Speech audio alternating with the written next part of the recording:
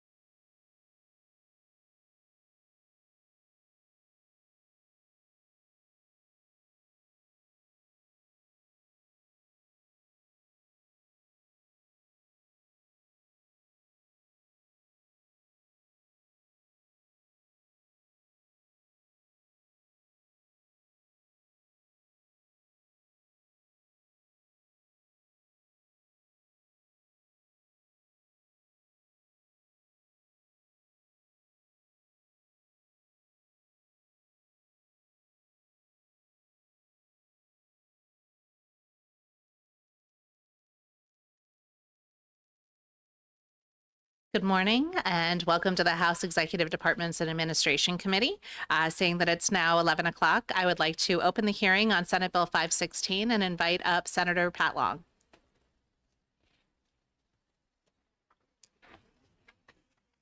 Good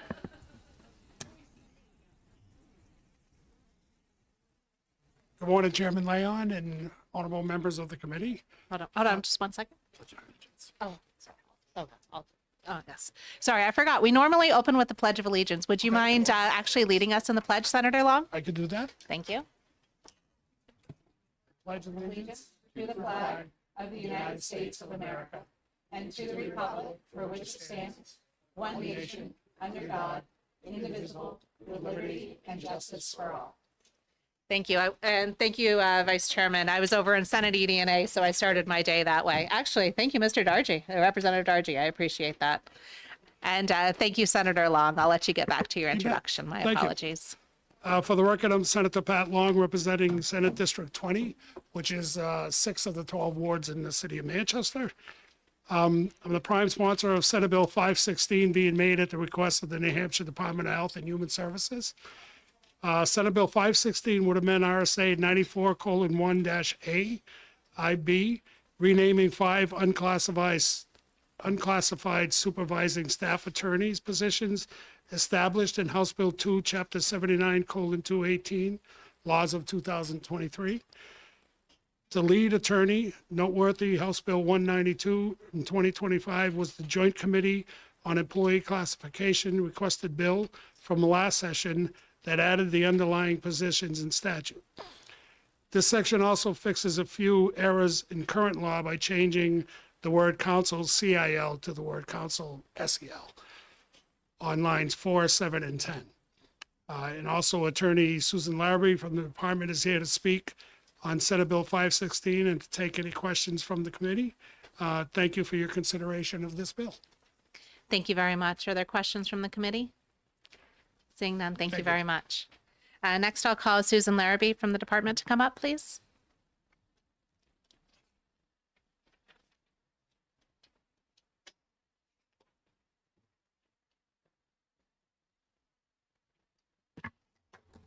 Good morning, Madam Chair Leon and members of this committee. I believe this is my first time in front of you.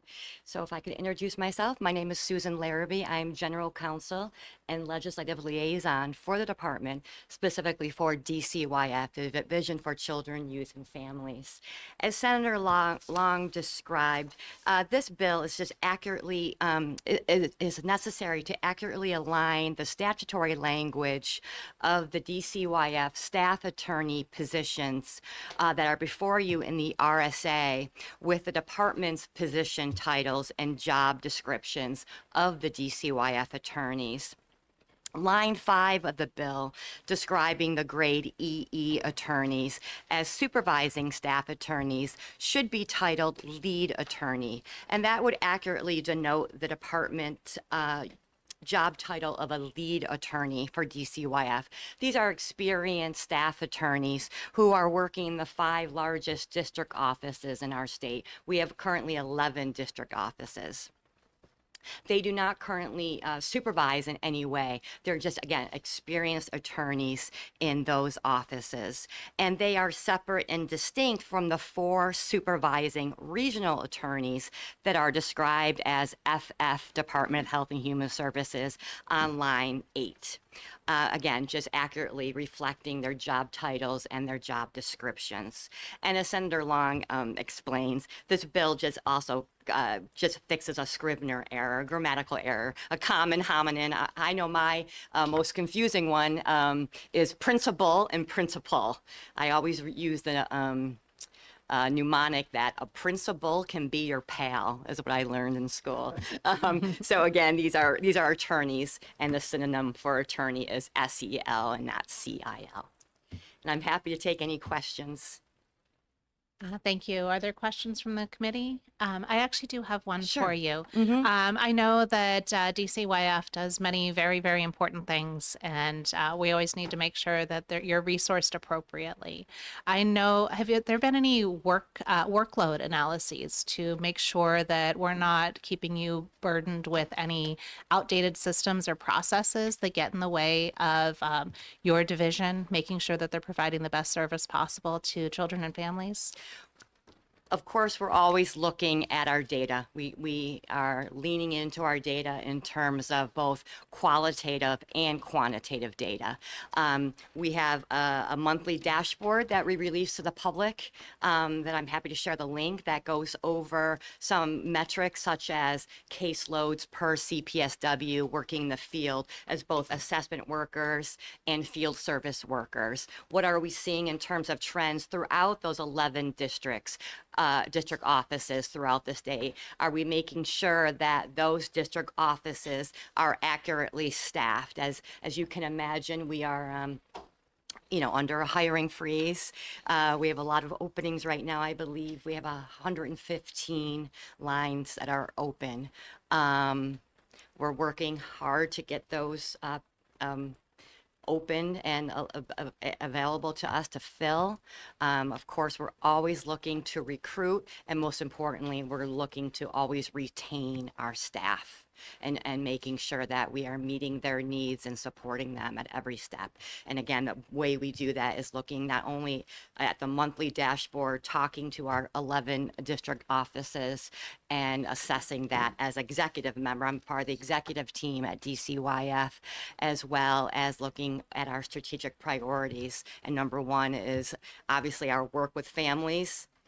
We have to also lead by example and work really well with our staff and retaining them and treating them right and supporting them. Oh, thank you. And I appreciate that. The caseload is one that's focused on these different ones, but the workload looks at what goes into those different cases. Is that something that's been looked into in the division?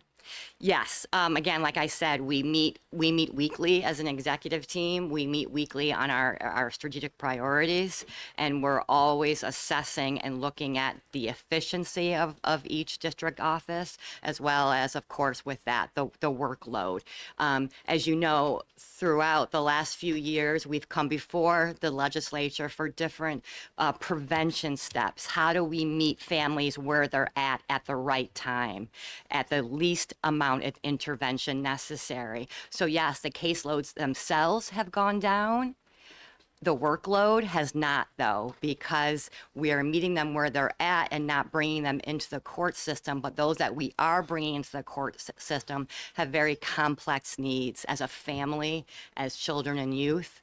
And we're constantly evaluating that, especially with our work with our service array teams in our community.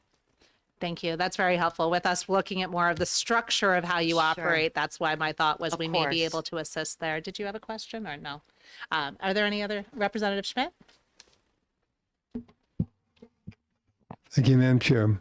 So I have a couple of questions because I'm on the JCEC and Senator Long referenced the JCEC in his testimony. But this bill was characterized as a kind of housekeeping bill to correct misspellings. Obviously, council is spelled the way the bill calls for, not the other. That's a different meaning. So in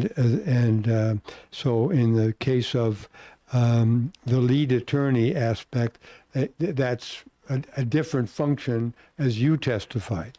So, but that doesn't strike me as the kind of thing that the JCEC would ordinarily get involved in. So some of the stuff is just bad spelling that changes the meaning because it is misspelled.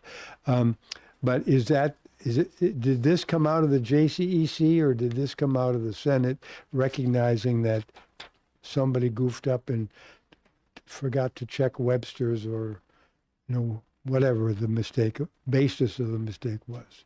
Can you speak to that? I cannot. I don't know that answer. Okay. Thank Well, you. it would be good if we found out, because if in fact, the JCEC, as you probably know or may know, maybe you don't, the JCEC is the executive body with regard to promotions and reclassifications and so forth. The JCEC's function is to make that decision. Then it comes to ED&A to be put into statute. Then it goes to finance to be funded. That's the ordinary track of events. That's why there are two members of ED&A, Representative Sytek, who was absent this morning, and I are the two people who are statutorily put on the JCEC so that they can do the executive decision and then explain it to the ED&A committee if there's Sure. any need for testimony. And then it goes to finance, which provides the third House member to be funded. So that's why a finance member is on the JCEC. But this is not the kind of thing JCEC would be involved in my opinion, although it clearly needs to be done. I don't have any problem with that at all. But the question is, what is the underlying bill from JEC that this is? I think that might be a better question for the sponsor if he has answers for us. Otherwise, we can look for a follow-up on sort of the underlying origination. If you'd like to just follow up with those questions afterwards, that'd be acceptable too. If you have whichever way is best for you.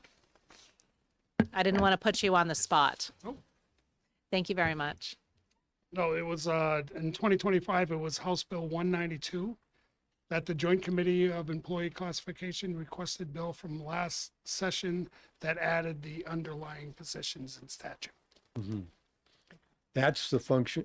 That is the kind of thing that JCEC actually does. This bill, does something different. Thank you. Thank you. So we're just correcting some of the errors that were made in the JCEC bill in the first year of this term, correct?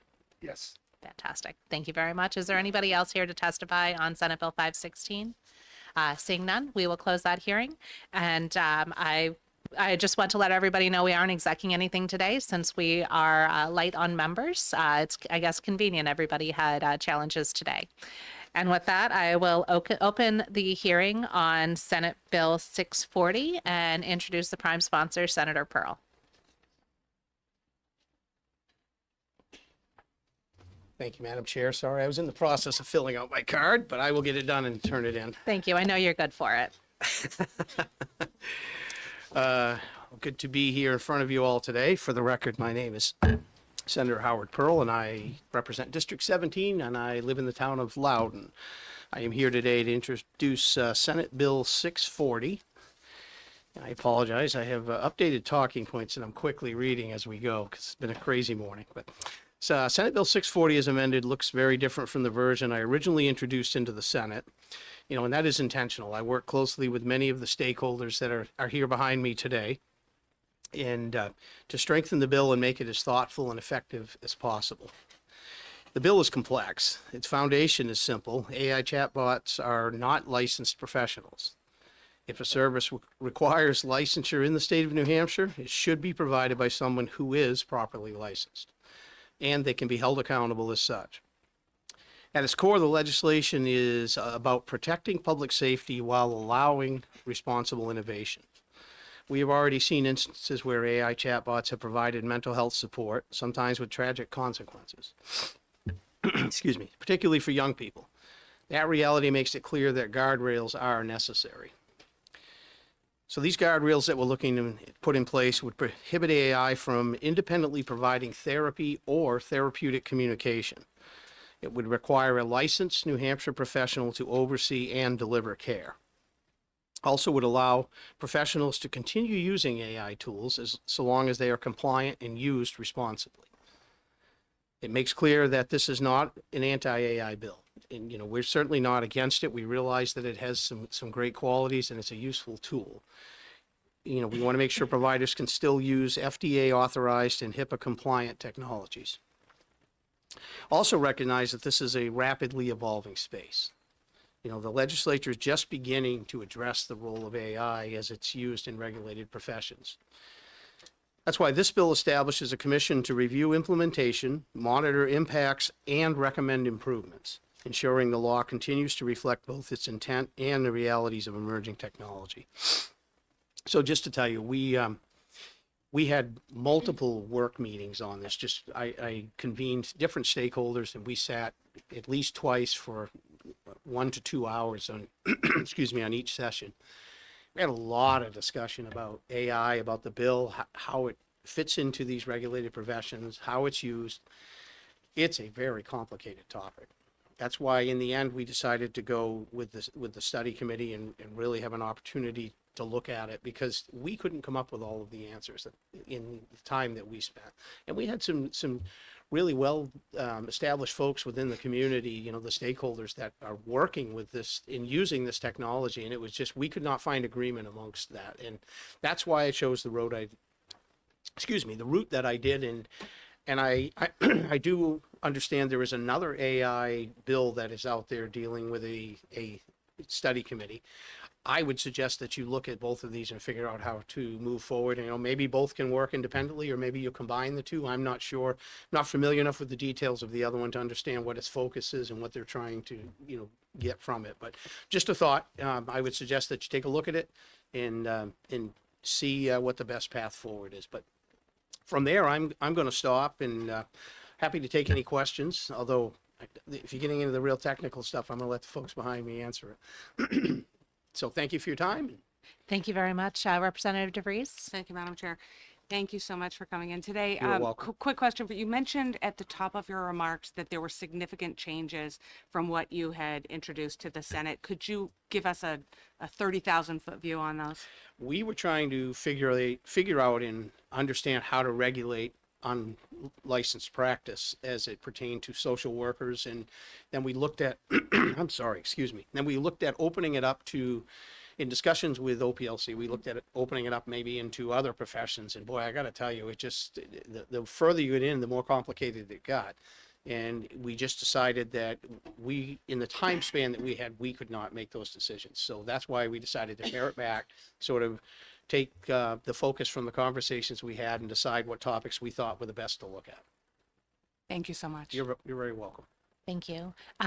I'm looking at scheduling a work session on this on April 29th. I know that's still a little ways off, but just to make sure that everybody can get it on their calendars as well, because I appreciate the work that you've done. Hopefully you'll be able to make yourself available that afternoon. I will try if we tend to caucus on Wednesday afternoons. Okay. So if we have Senate session the next day, which I'm quite certain we will, I doubt I will be available, but I will certainly try. I Okay. can certainly be available for consultation before or after as well.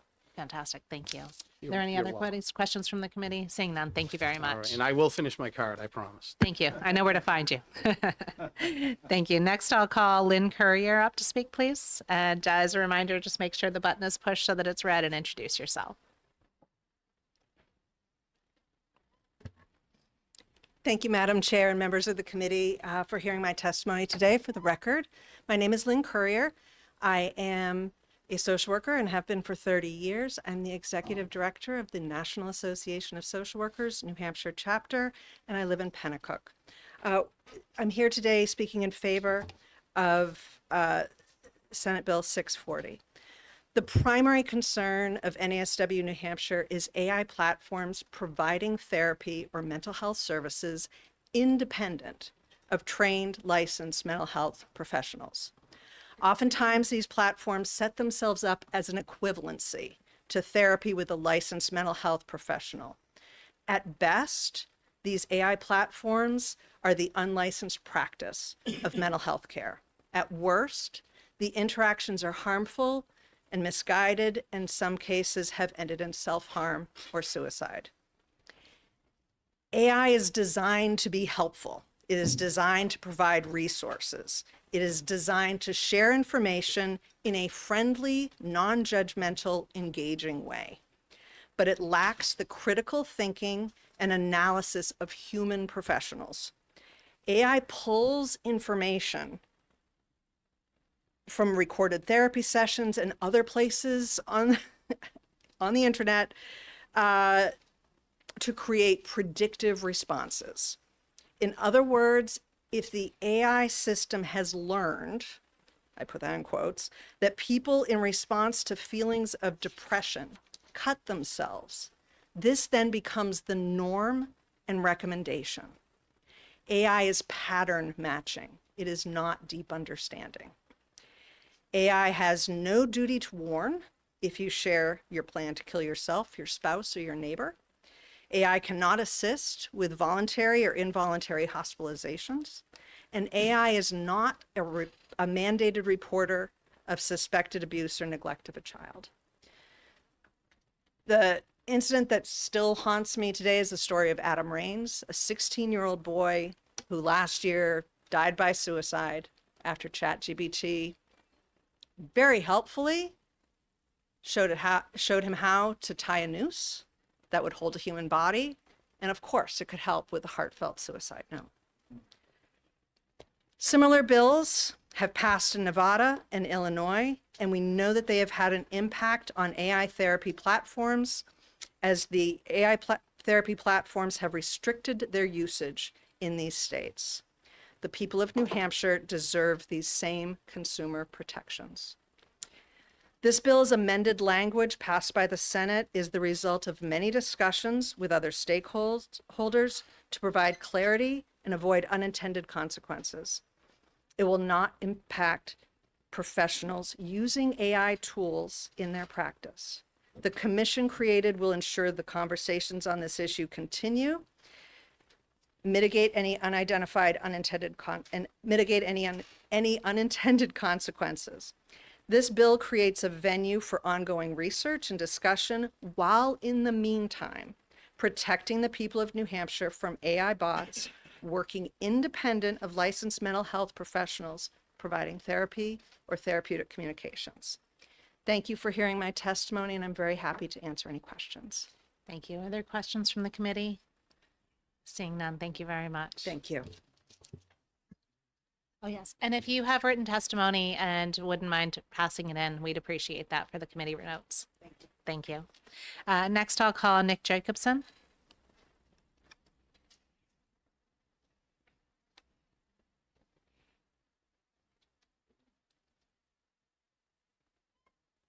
And if you can push the button so the red light is on, red means go in this room. Thank you. All right, thank you, Chair Leon, and members of the committee. I am an associate professor in biomedical data science, psychiatry, and computer science at Dartmouth, where I direct the AIM High Laboratory. I've spent 6.5 years studying AI and mental health, and I oppose SB 640 in its amended form.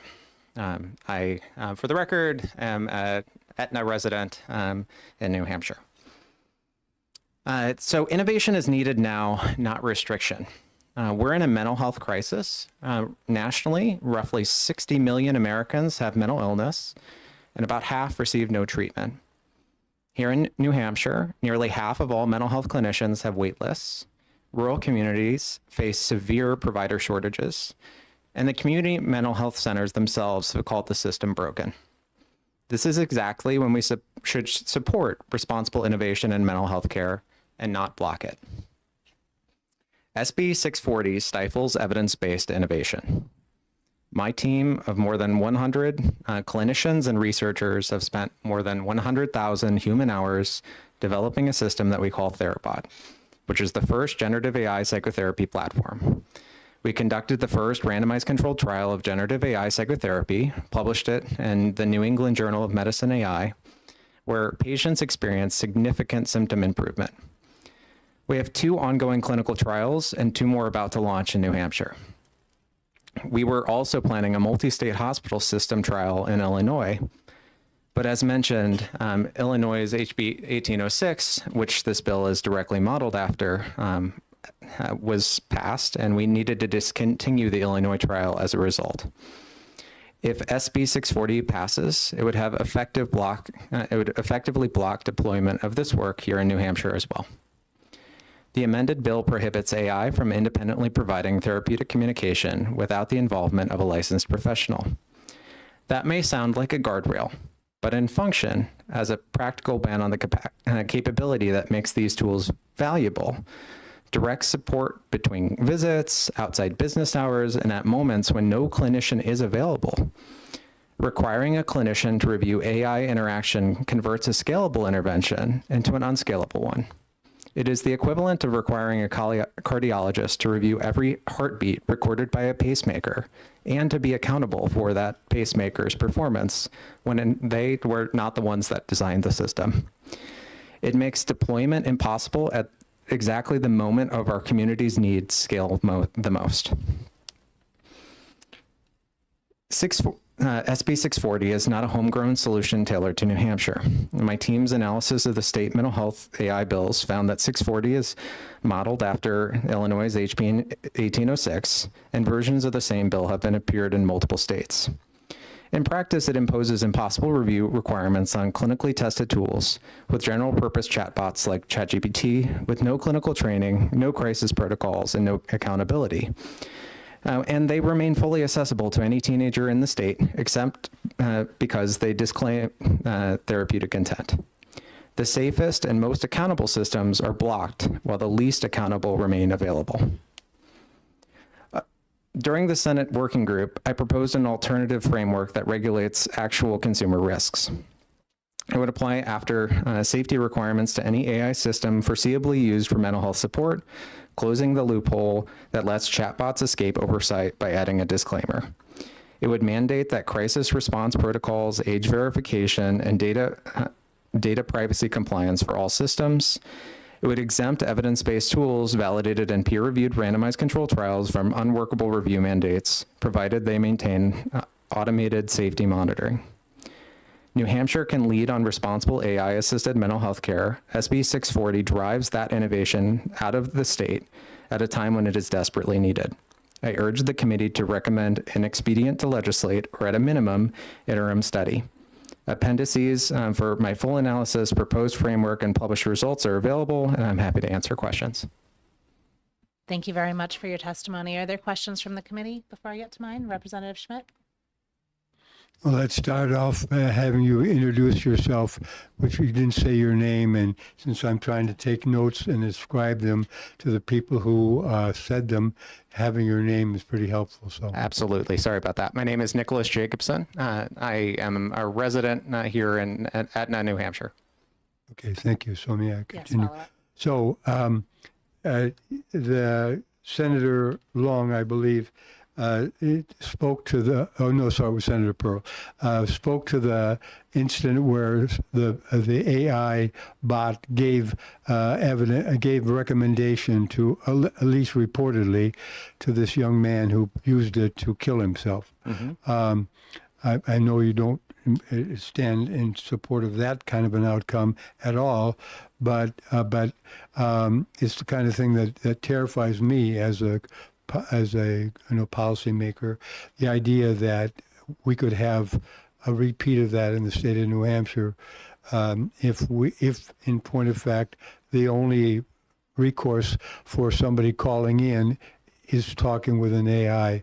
I can't support that. So you indicated a couple of other states are looking at this, and some have adopted something along these lines. But my understanding of the bill is that this is basically going to create a study commission, not final legislation. So that is what I would support, that we continue to look at this, because we don't know enough about AR yet, in my opinion. So could you speak to that, please? Yeah, absolutely. So in terms of the implications of the currently drafted bill, it's fairly unclear as to what the intent of what would be regulated under this.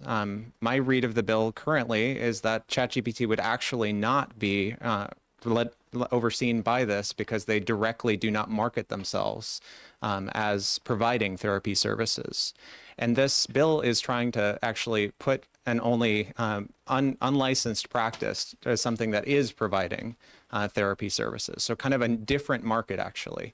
I think that there are other states that are coming at this very differently. And the ones that I think are doing so most effectively, for example, in California, are proposing it under consumer protection laws, where it's actually much easier to define this in a way that would actually involve scoping this.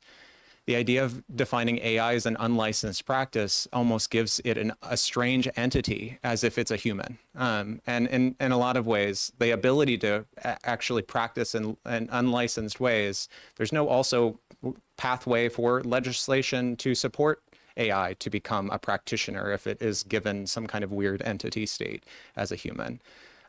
We certainly don't want the outcomes that you're describing. I think that, frankly, is one of the things that has kept me up at night when we've done this type of work. That said, these systems can be designed very rigorously. We spent years focusing on safety, and these can be put into place with oversight that it can make them fundamentally both beneficial and safe. One more follow-up. Yes, one more follow-up. Thank you, Madam Chair. So how do we prevent the situation where the patient doesn't realize they're not speaking with an intelligent device that actually understands anything? Because my understanding of AI is it's not smart. It's only very competent to do the kind of analytical thing where it's crunching numbers and facts and so forth, creating some kind of a synthesis, but that there's no brain looking at it and saying, but this makes no sense, which is hopefully what a human being would always come up with. And the case that I cited clearly was not, because the AI helped him, design a noose that would hang him effectively. So how do we avoid that? By designing the tools specifically for it. ChatGPT as a product is actually outside of this purview of this idea as not marketing for therapy. It was not developed for therapy. It's not intended for therapy. In a lot of ways, that's why you get such terrible, tragic outcomes that might result from it. It's a general purpose model, something that is adapted to this exact system. Where it's actually trying to deal with folks that may be in high clinical distress. You can make sure that it is actually working well within that. As to whether these models are intelligent or not, there is very good evidence that they can act extremely intelligently on the higher ends in many areas and domains that are far exceeds the average human intelligence in these domains, and particularly in things like verbal fluency. Which involve a high degree of reasoning. And these models are inherently also capable of latent thought and thinking that is an active area of much study. So the idea that these models are only pattern matching, I guess that is also the core of what human intelligence lies on, is the ability to pattern match and then extrapolate that beyond other scenarios. The idea that these models clearly have intelligence. It's just a different form than our own. Thank you. I have a question for you. I have a background in the medical device space as an analyst, and one of the areas that I just want to ask if this comparison is valid or not. Yeah. We were looking at different devices, and there were some that were available for patients with heart failure to weigh themselves at home, or have other ones that would give information to their doctor in order to do that. Because there was no explicit FDA approval for that use, it ended up having a really big regulatory process of the doctor having to check that up.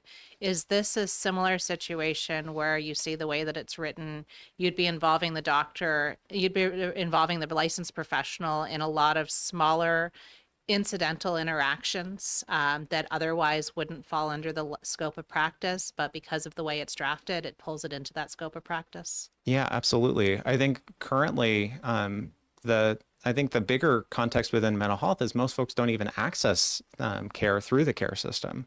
And so like the ability for clinicians to even oversee these systems is quite impractical. It would greatly expand what the typical scope of practice and oversight might be for these tools.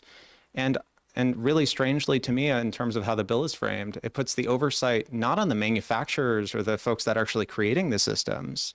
It puts the oversight, like, in the failures of that, the burden of that on the clinicians, which is a state that really doesn't make a whole lot of sense, because the folks that should be penalized for this are the folks that should be the ones that are developing the systems and actually providing access to it. Clinicians often don't understand the inner workings of how these systems might be deployed. And so in a lot of ways, I think that any failures that the systems may have should be really on the systems themselves. But I agree, it would greatly expand what the scope of practice might be in a way that I think is frankly unfeasible. Thank you. And then as another follow-up question, I'm also drawing the comparison to the CardioMEMS. It's basically a wearable advanced Holter monitor where they would have people reviewing it and even call the ambulance for somebody who is experiencing a heart attack. Yeah. But that was done through the company that offered that product. Yeah. And they did that within their ecosystem. It sounds like you're looking at more of a potential regulatory where the company who is providing this tool is the one who owns the consequences and Yeah. is responsible for the problems, as opposed to a therapist or somebody else who signs off on its use. Yeah, absolutely. And then the burden of evidence can easily fall on the company to provide that it is a safe and effective product. And the responsibility of developing something that is unsafe and delivered in a way that could harm folks can be directly have monetary and potentially punitive consequences for what that might look like.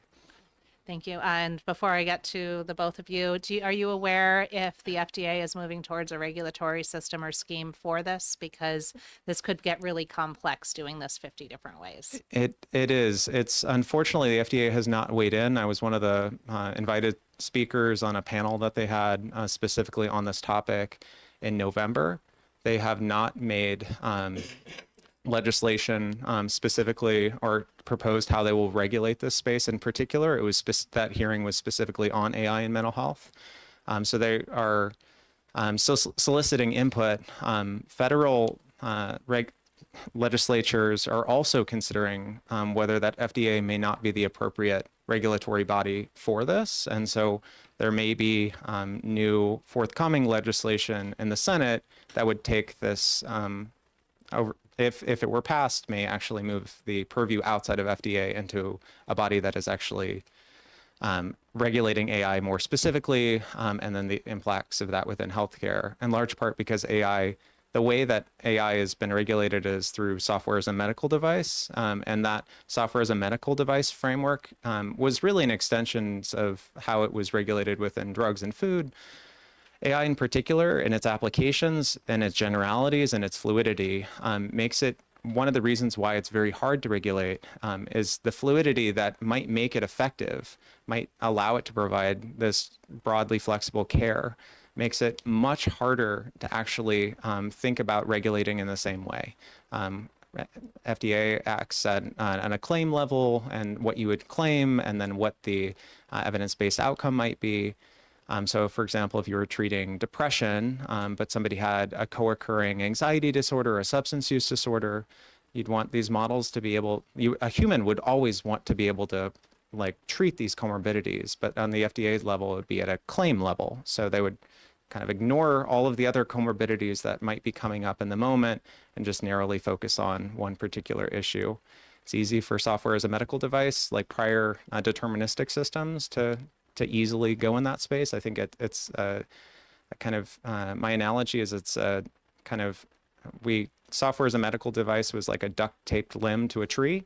And now we're trying to duct tape another limb to a duct taped limb, and it's starting to fall off. I just don't think that the idea fundamentally aligns well with FDA. And I think that's part of why they're struggling with it as to how they will oversee it. So I think on the state level, making sure that this is like fluid enough that this could actually evolve based on whether FDA is actually the ones that are taking this on, I think also makes some sense to me that it's not attached to FDA as it is currently written in the amended bill form, that it can actually evolve as regulation on the federal level would.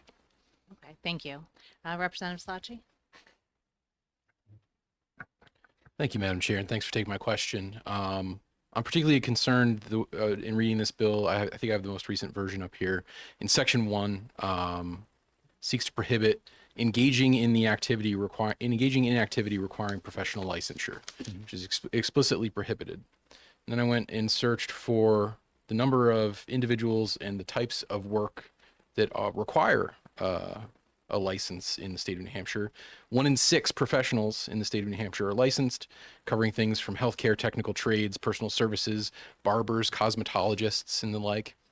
And under this bill, what I'm worried about is if I ask AI what my hair would look like if I went to the barber and got it cut short, would I be running afoul? Would AI be running afoul of this law? My interpretation is that it is written very broadly in ways that would be hard to interpret or enforce, but potentially within its purview, my read is similar that they could have it in a really expansive scope that may cover that situation. Interesting. Follow up. Follow up, yes. So the other concern that I have is one around privacy. In the state of New Hampshire, we have a constitutional amendment protecting privacy of the individual. If I'm speaking to an AI chatbot via encrypted communication, how is this law enforceable? If I ask AI, what would I look like if I got a really neat haircut? How would the state of New Hampshire seek to enforce this, given I've encrypted my communication and it's between me and a chatbot, or even in a scenario where I'm running an LLM in my closet? Yeah. How would the state go about enforcing this mandate? Fundamentally, I don't think the current form of the bill is enforceable on a practical level, because models can be run locally on devices that aren't even connected to the internet, in ways that would be within this scope. In terms of privacy, in terms of how data can flow, the amended bill that I'm happy to share, I've got printed copies of what I'd proposed as an amendment that would really define this around consumer protection law, would mandate that folks would actually report on adverse events to the state, and then there would be regulatory oversight of those interactions in particular. So it'd be on the companies to provide that access for oversight. Otherwise, I think as written right now, a lot of it is frankly something that the cat is out of the bag and very hard to think about regulating in this way. Thank you. Thank you. Representative DeVries? Thank you, Madam Chair. I find this fascinating. And I have a couple of questions, if you'll tolerate this. How many participants were there in your 2 clinical trials? So far, we have had 210 folks that were randomized. The folks within the clinical trial included folks with major depressive disorder, generalized anxiety disorder, and those clinically high risk for feeding and eating disorders. Follow up. Thank you. And are you capable of sharing those studies with the members of this committee? I've got it printed out with me today, so I'd be happy to share it. Brilliant, and thank you. Follow up. And so what I hear you saying is that this bill, as currently written, being targeted at the AI tools or offerings that are designed to provide mental health interventions and assistance, are the ones that are probably of the AI tools that are the most capable Correct. of providing good quality care. Whereas, and I don't mean to anger the robots, but when I talk to ChatGPT, it's rather sycophantic, and every idea that or notion that I've ever introduced to it, it tells me what a genius I am. Anybody who's spending time with me recognizes that is not in fact the case. So is this, are you suggesting that under this bill as currently written, ChatGPT gets to continue, and ChatGPT was perhaps, I think I heard, the tool that was being used by that poor family's child who died via suicide. Are you saying that this is not targeted correctly? Am I understanding that? Exactly. I think this kind of narrowly defines the light specifically on the companies that are making claims around it as a therapeutic product, which are the ones that are, at least I can speak for myself and my group, we're the ones that are developing specifically in this space to try to make sure it is done responsibly and safely. And that is where the impact would be had, is on this narrow space. The way that most folks are interacting with AI around their mental health is specifically under their terms and conditions. They have disclaimers around do not use this as therapy. And that way could claim that this bill does not actually have any oversight for all of their interactions. Thank you. Thank you. Representative Schmidt? Thank you, Madam Chair. So I believe the chair said earlier that we would probably have a work session on this. Might you be available to assist us, because clearly you have a strong background and a lot of experience with this, and God knows we need to get this right. Absolutely. It would be my pleasure to do so. I've already actually reserved that time on my calendar. So very happy to do that. Terrific. Thank you. Thank you very much. Seeing no further questions from the committee, I appreciate that. Thank you. And one of his coworkers is actually traveling internationally right now and wasn't able to be here today. That's part of why we made sure that that time would work. If there's anybody else who has time constraints for the April 29th, let me know, because I'm trying to accommodate everybody. But it's nice to have some experts in state. Next, I'll call up Julie Warder. I'm sorry if I did not read your letters correctly, to speak on the bill.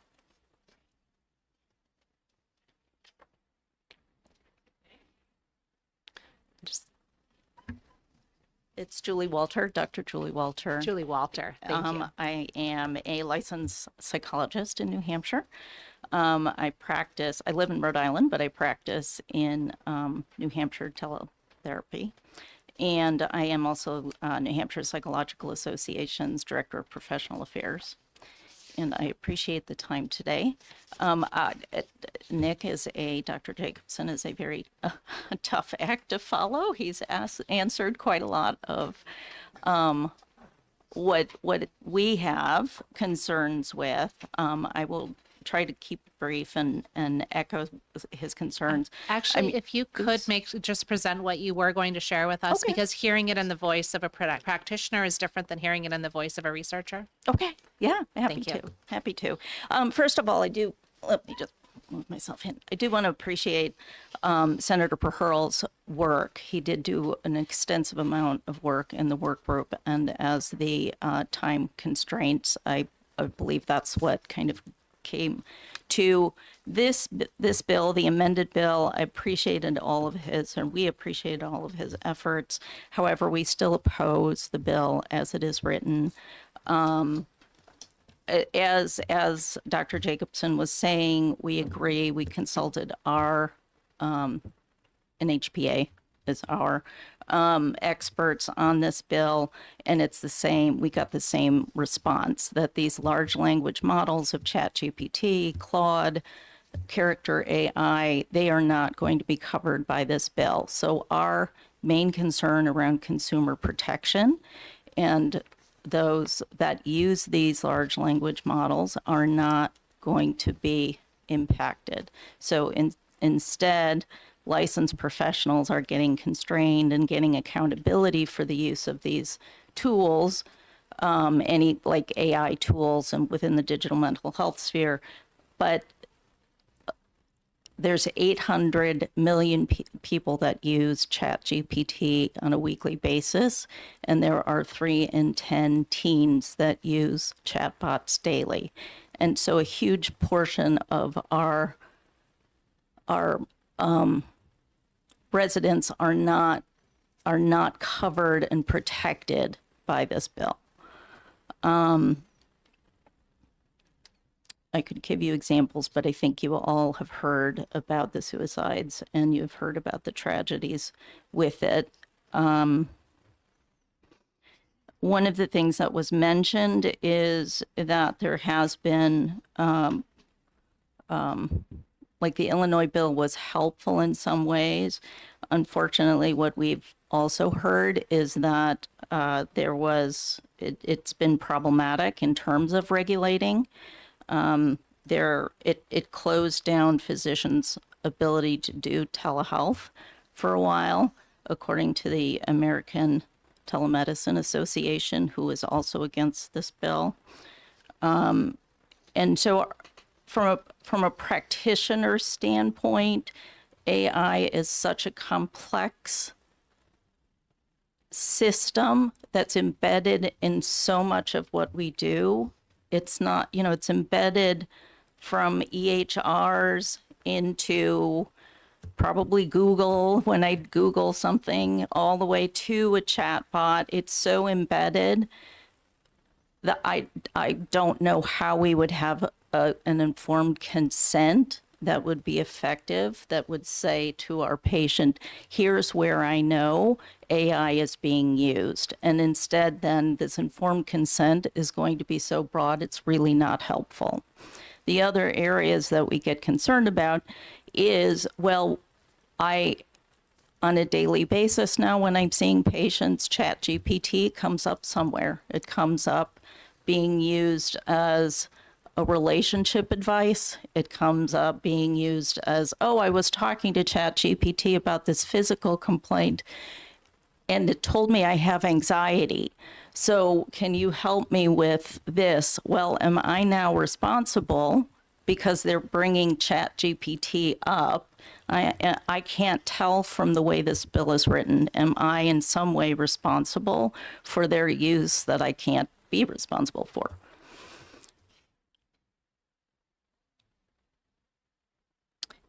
So some of where the problems with this bill are is broad language. It's not clear around who this applies to. In one section, it says healthcare professionals, and then two other sections, it says mental health professionals. And so there's not a clarity of who this is applying to, because there are healthcare professionals that could possibly use digital therapeutics that are FDA related or approved. And so it's not clear in this bill where that would fall. And would they be able to use that? And I have a much stricter reinforcement on if I use it. So I'm not quite sure if that made sense. The other thing I wanted to say is my concern is, and the NHPA's concern is we do believe in innovation. We're not afraid of innovation. We can be concerned about innovation. We're certainly concerned about what's happening with AI. However, trying to stop it, it will pop up someplace else. It'll pop up in a different form. We believe it's much better to lean into it and understand it and find the effective guardrails that address the concerns rather than try to get something out there that isn't an effective bill to cover all of the concerns that you have as much as you can. And I think that the other thing, lastly, the workforce group. We would like to see an expanded workforce group to make sure that we appreciate Senator Pearl's including that and listening to us and hearing the importance of that. We want a more comprehensive one. We would like to see one that has all the healthcare professionals at the table. So if you've got an occupational therapist that's going to use it, if you have a physician that's going to use it, if you have a nurse practitioner who's going to use it, we'd like to see that. We'd like to see AI experts such as Dr. Jacobson, maybe a cybersecurity expert, something around privacy. We want to make sure when we have the person, that work group there at the table, we want to have it as comprehensive for this complex topic. And so thank you so very much for hearing my testimony. I appreciate it. Happy to answer any questions. Thank you very much for that. We always do bump into that challenge of how many people is too many people on a panel. But Sure. it's good to know how many people are impacted. Are there any questions from the committee? Representative Schmidt? Well, I'll ask you the same question I asked Dr. Jacobson. We're going to have some kind of work group. Could you potentially make yourself available, because we certainly need expert input? Yes, I have marked that off on my calendar. Yes. Thank you. Thank you. Are there other questions from the committee? I think you were so thorough. That's why we didn't have any additional questions for you. Thank you so much. Thank you. I have one additional card for this. If there was anybody else who intended to speak, please let me know. And Executive Director Dedris, I'd welcome you up, please.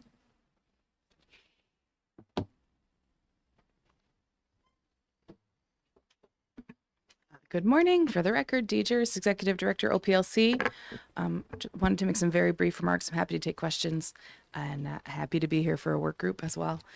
I wanted to just highlight, I'm looking through kind of each Roman section at a time. So under 310.13, the unlicensed practice piece.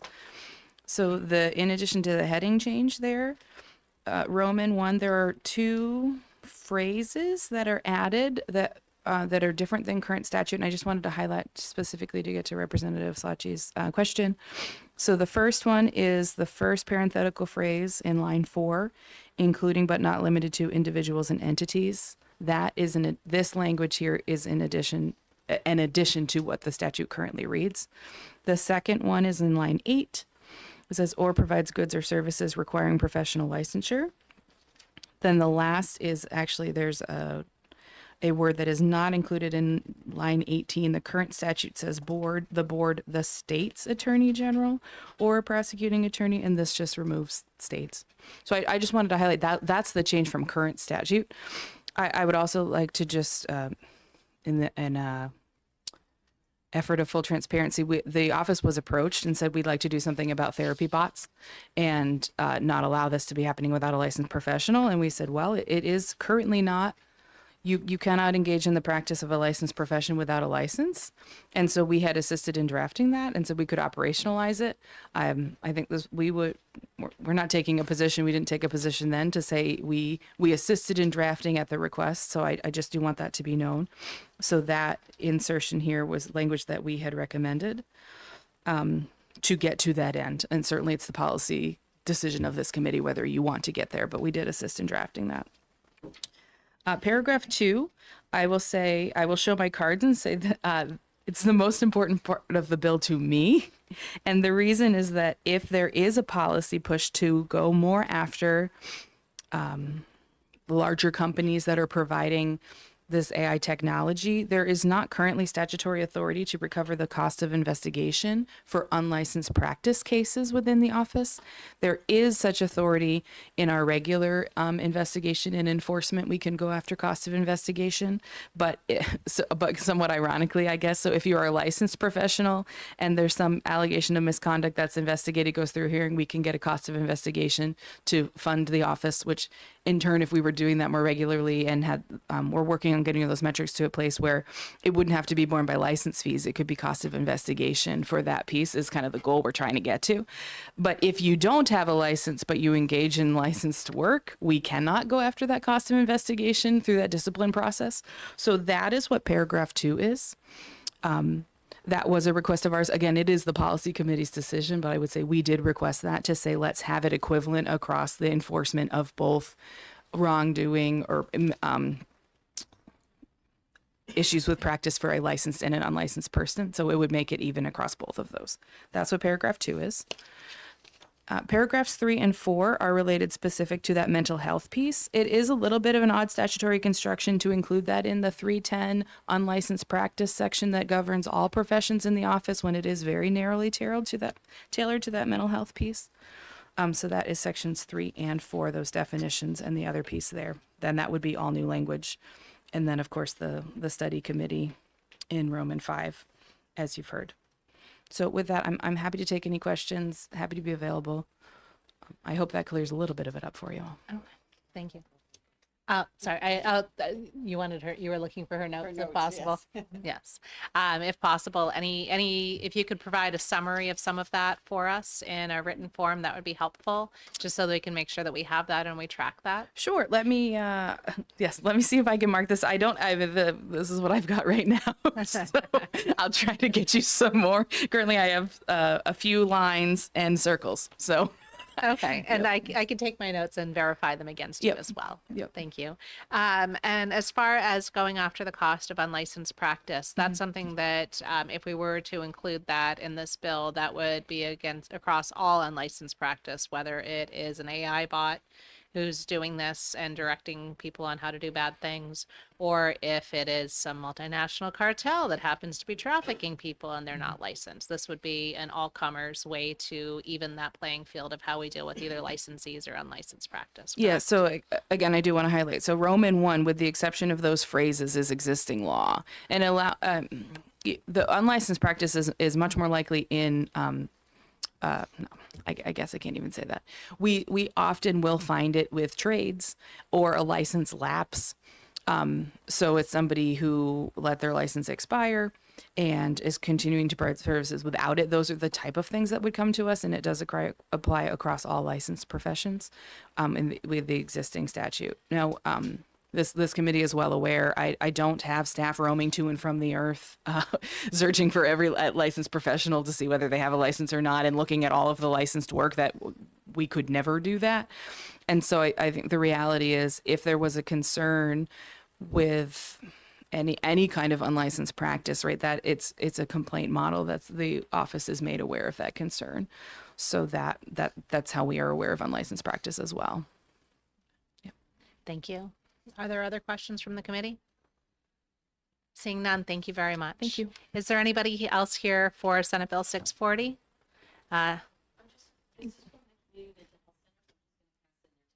Perfect. Thank you very much. And with that, I will close the hearing on Senate Bill 640. And we will be scheduling a work session on August 29th. Also, for everybody's knowledge, there's a few non-germane amendments we'll be noticing for next week. Most of these are just on top of them, looking at the similar topic area. There's one on a bill that is where we've taken contrary policy positions. So that's the only replace all we're looking at this point. And with that, it is lunchtime, and I will see all of you who are joining us on the other side for the more health related, I guess it's pretty much a health day today, isn't it? We'll be catching those of you who are here for the 1 and 110 or the one following after that. So thank you all. I may have said August. I'm bad with A months. That's why I was very dangerous on the trading floor. It's April. June and July are way more dangerous.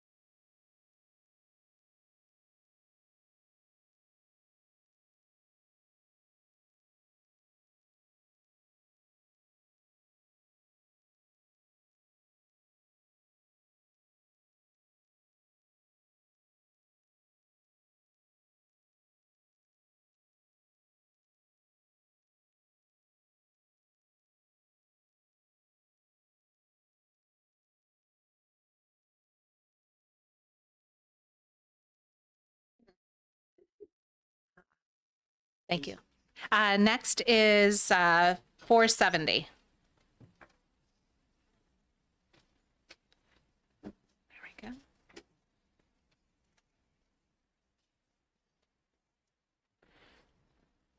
And with this, I will open the hearing on Senate Bill 504 and invite the prime sponsor, Senator Rochford, up to introduce the bill as soon as we have the correct sign on deck.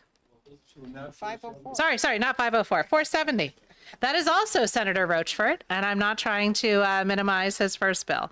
So Fortunately, both of them are up.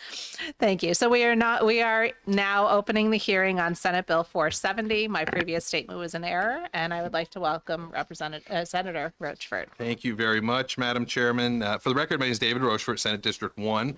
I'm here to introduce my bills, Senate Bill 470. And this is a bill that pertains to the expungement of certain disciplinary matters. And, you know, this is a bill that came about really as my personal experience on the Board of Pharmacy. I served on the board, as many of you know, for 7 years. And we had a case, it was my second board meeting ever, where a law in the state of New Hampshire had recently changed. And the law changed where disclosure of certain information wasn't allowed, and you know, it was changing a long-standing law with a long-standing pharmacist, and she made a disclosure, and it was in violation of the law, and we took disciplinary action on her license. She paid a hefty fine. It had nothing to do with a patient safety issue.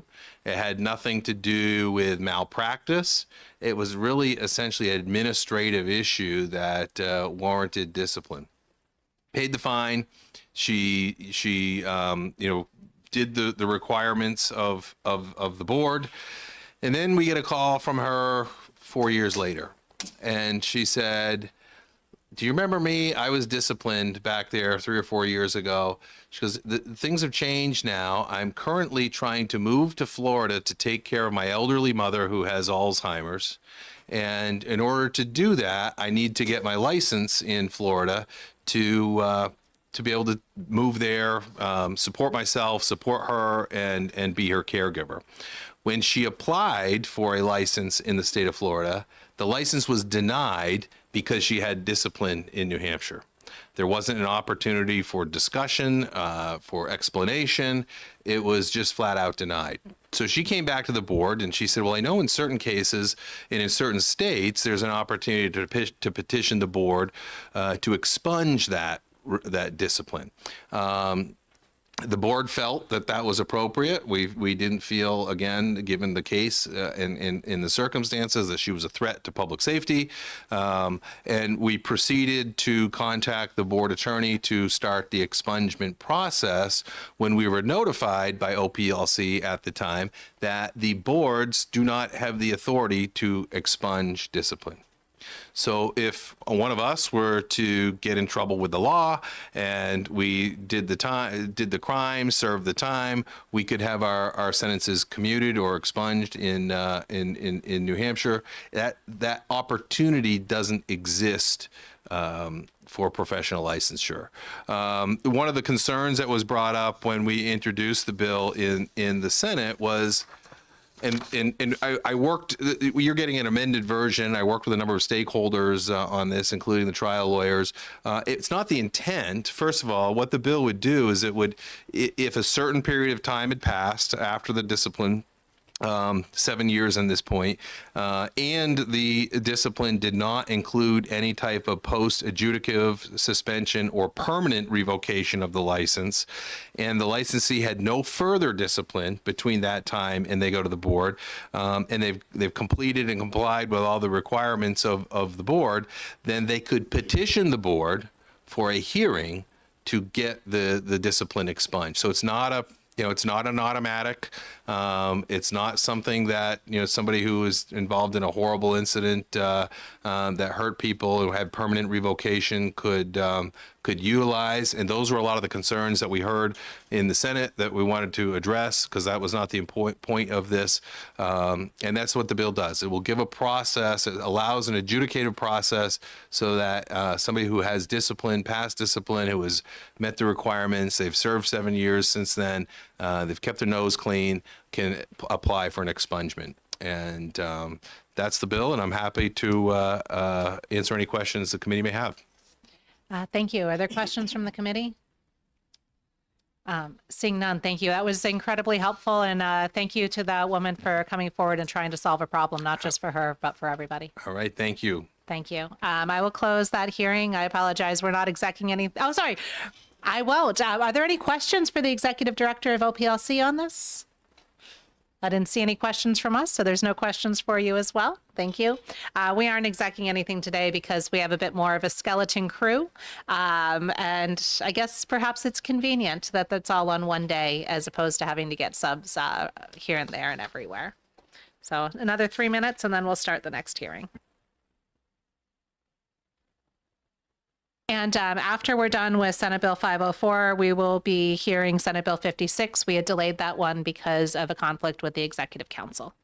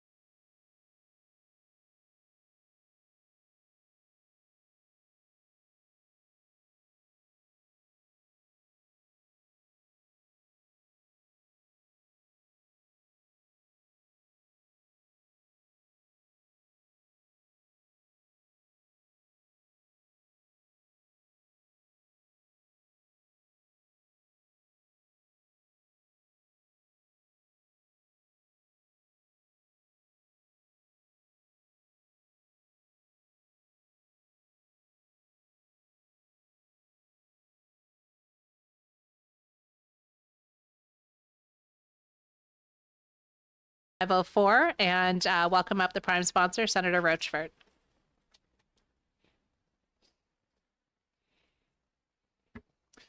Good afternoon. Well, it's nice to be back here. For the record, my name is David Rochford, Senator at Senate District 1. I'm here to introduce my bill, Senate Bill 504, relative to the practice of pharmacy and dispensing certain medications. And I think the best way to introduce this bill is really to kind of go through the bill a little bit, because there's a number of pieces that in the bill that's just, quite frankly, cleanup from past legislation, catching up with current law, and then there's some new concepts that I wanted to go over. So First thing for cleanup, we'll get those first.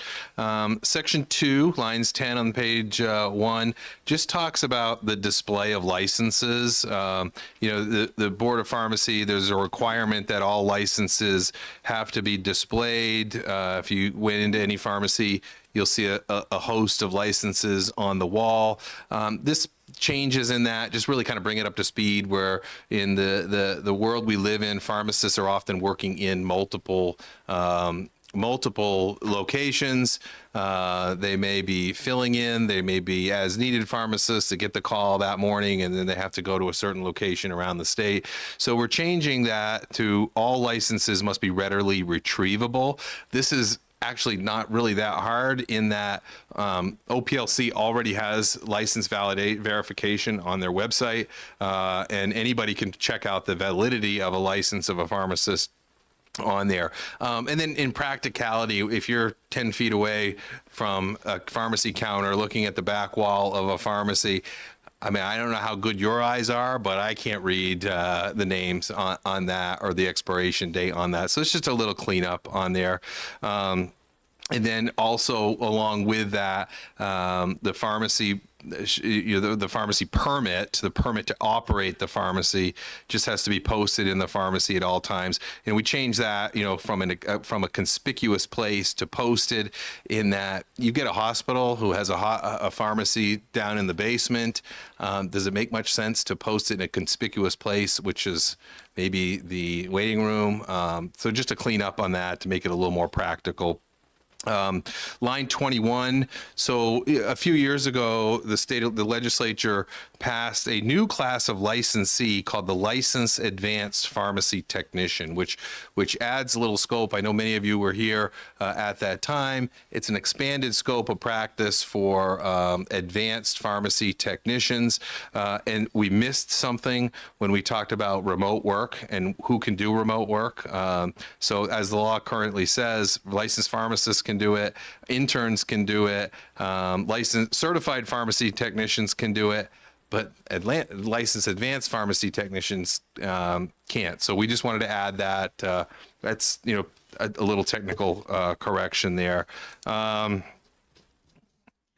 The other thing on line 25, Controlled Drug Act labels. A few years ago, we changed RSA 318 so that the initials of a pharmacist do not have to be on the label of a drug. Again, technology has kept up to the point where we can find out every time a pharmacist touches any type of the process a prescription goes under, from the time it's intake to the time it's filled.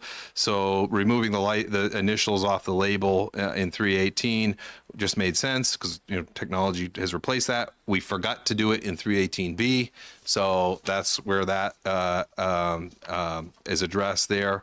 And then on to the new stuff. So the first new thing we want to put into statute is Section 1 of the Controlled Drug Act 318. And this will allow, so currently physicians can dispense a very small amount of drugs from their offices. And this goes back to the days where they might have had a 3-day starter course on something, or they might have had samples that they could give out. But what we've approached by particularly some oncology centers and providers in the state of New Hampshire, where these drugs are available to physicians, but because they're of specialty in nature, they may not be readily accessible. Not all drugs are available in all pharmacies. You might have a limited distribution drug. We wanted to be able to allow those physicians to dispense up to a 30-day supply of a non-controlled oral anti-cancer drug. And this has a number of implications. One that I mentioned, we might not be able to get the drug at every location all the time quickly. So the physicians would be able to have access to that drug. Secondly, we deal with PA processes. I know we're supposed to have laws in place that expedite the prior authorization process for these drugs.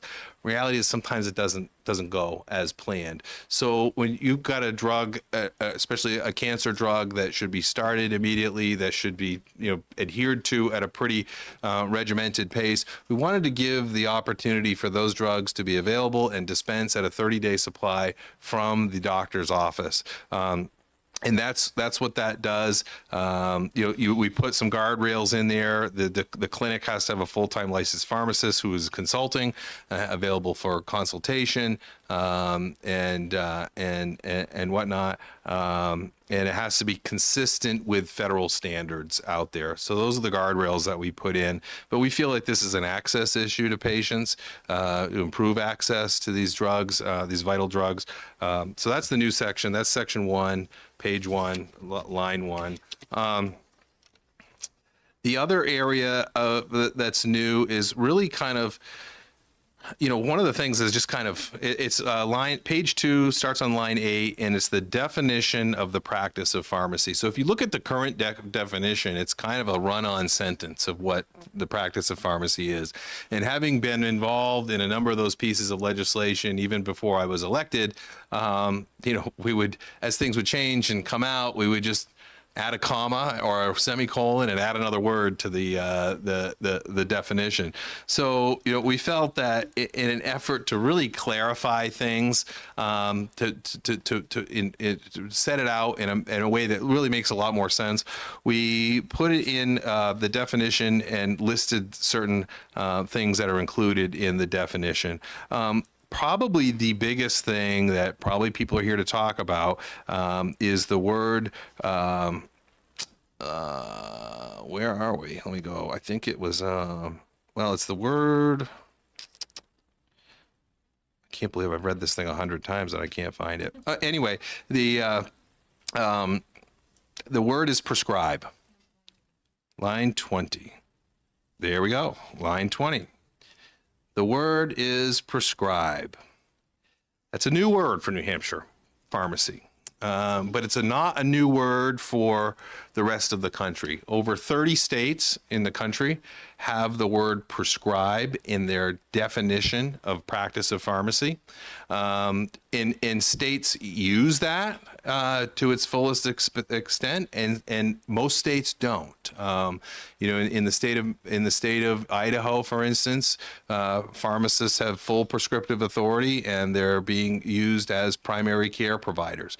There's other states that have it in their practice model, and they don't prescribe at all. Florida has prescriptive authority, but when you look at what they can prescribe, it's quite limited. So one of the concerns that I saw is I knew this would probably cause some consternation and some anxiety. So what I wanted to really look at is I don't want pharmacists opening up cardiology clinics on the corner of every street here in New Hampshire. But what I envision is pharmacists using their knowledge and practicing within their scope to diagnose and prescribe within their educational capabilities. Many pharmacy schools, all pharmacy schools in the United States graduate. The minimum degree for graduation is a doctorate level degree. So I'm old. I graduated with a bachelor's level degree. I'm ancient as far as that goes. The kids that are coming out now, they're going to school longer. They're often doing they are doing an undergraduate degree and then a graduate degree, and they graduate with a doctorate of pharmacy. In that training, they have diagnostic training. They have the training to prescribe. They have training to look at cases, but they're not cardiologists. They're not dermatologists. They're not ENTs. It's very limited. So what this will allow with the guardrails we put on is they can prescribe, but they can't prescribe beyond what their educational training is. The things that I look at this of where this could be. Let me get to this. So pharmacists are doing this now, and they do it under what's called the collaborative practice agreement. So, and we're going to get to something new on the air that we're going to in a little bit, but pharmacists are now working in all of our major hospitals in the state of New Hampshire under collaborative practice agreements where they agree with the physician to see patients They can make changes to therapy. They can prescribe drugs. They can change drugs. So this is not new. In fact, you know, even in a community setting, we see patients, and you know, we and it's not necessarily prescribing, it's done under a standing order, but vaccinations, whether it be Hep B, or shingles or flu or RSV, pharmacists are assessing patients and determining a patient, appropriate patient therapy, and prescribing, if you will. Granted, it's done in the community setting under a standing order. We also do oral contraceptives. That's something else pharmacists are doing right now by statute. Smoking cessation. So this is a natural extension of that. And again, to reiterate, to underscore the fact that it's all within their scope of training. So you're not going to get something too bold. I don't believe. You know, one of the things that I envision this. It's a Sunday afternoon and a nice sunny day in May, and you're working in the yard, and you look down on your leg and you got a bullseye rash. We all in New Hampshire know what that means. Your doctor's office is closed. You may not want to go to the ER for the copay that does that. Your town doesn't have a walk-in clinic, but it does have a pharmacy in it, and that's something that a pharmacist, I imagine, could assess and give a starting treatment of a doxycycline to treat Lyme disease. I also envision a time where, you know, especially like something like this past winter, where we had a tremendous flu outbreak, they could go in and get a rapid flu test. And if it comes back positive, start somebody on Tamiflu. Of course, that's vital because there's only a short window where that drug is active. So improving access and improving access to care, really where I see this bill and where it's going to go. One of the things I did hear from stakeholders, and you're going to hear from them today, they had a lot of questions, they had a lot of uncertainty. But one of the things that I really wanted to put in there, one is, you know, we want to make sure they're operating under their training. But on page 2, line 34, says nothing in this paragraph shall be interpreted to permit an alteration of a prescribing clinician's diagnosis. So the public won't be able to use pharmacists as a second opinion, if you will. Well, I didn't like that diagnosis. I can go down to my pharmacist, local pharmacist, and have him change the diagnosis, him or her. That's not part of that. We want to make sure that there's a guardrail there that's put in place there. The other thing new in this is I talked about the collaborative practice agreements, and this probably could have been included in my previous discussion. I talked about collaborative practice agreements, and the collaborative practice agreement is between a physician and a pharmacist. It's usually done in a healthcare setting, in an institution, and the physician will be comfortable and allows the pharmacist to do this. They have the responsibility of that. But the way the law was written, it also says the Board of Pharmacy can add additional training and requirements. Quite frankly, that's not the business of the Board of Pharmacy. You know, these agreements are between a physician and a pharmacist. That's where the decision should be made. If the physician thinks a pharmacist should have more training, that's incumbent on them to enforce that, not the Board of Pharmacy. So we updated that with that. The other change that I have is, and then before I get on to my last point, so as it is right now, pharmacists to become licensed in this state, they have to take a clinical board exam, the boards. I took them. It's called the NAPLEX exam. It's required in every state except California. They kind of have their own version of that, but that is the boards. That tests you to see whether you're qualified to do the job as a pharmacist. They do have some law in that, so a little bit of like federal law in that. But in the state of New Hampshire, the Board of Pharmacy now, it has for a long time, requires pharmacists to take a law exam. Sounds great, right? You got to know what the law is. I took my law exam in 1997 and have never taken another law exam since. The law changes. The rules change. It's up to the pharmacist professional. And let me add this. There's no requirement in our CE in the state of New Hampshire to keep up with law. So the law that I was tested on was the law that was active in 1997. Many states around the country have seen that this jurisprudence exam is outdated. It's not reflective of what's going on. It's reflective of a very short period of time. But as we all know in this body, we change law every year. We've had cases where I've heard feedback from pharmacists who took the law exam, and they were following the state law as it comes out of the law here. And the question that was asked was not reflective and up to date of what our law is today. So again, antiquated, out of date. Many states are doing it. Vermont just did it. Pharmacists are required to follow the law. They're required to know the law. Just because they don't take a law exam doesn't mean they are not subject to the law. If they break the law, they will face the consequences for that. We attest in our license renewal that we are following the law. So that's an update with that. And then the last thing on an examination, and going back to the licensed advanced pharmacy technician. Yeah, we passed this a few years ago. We passed the legislation allowed the Board of Pharmacy to set licensure requirements. So one of the things, and I was on the board at the time, one of the things the board did is we required that licensed advanced pharmacy technicians take an exam. So this program has been out for a few years now. We're starting to get licensees that are going through the process. I had 2 calls over the summer that said the exam that I took wasn't reflective of the scope that is in the law.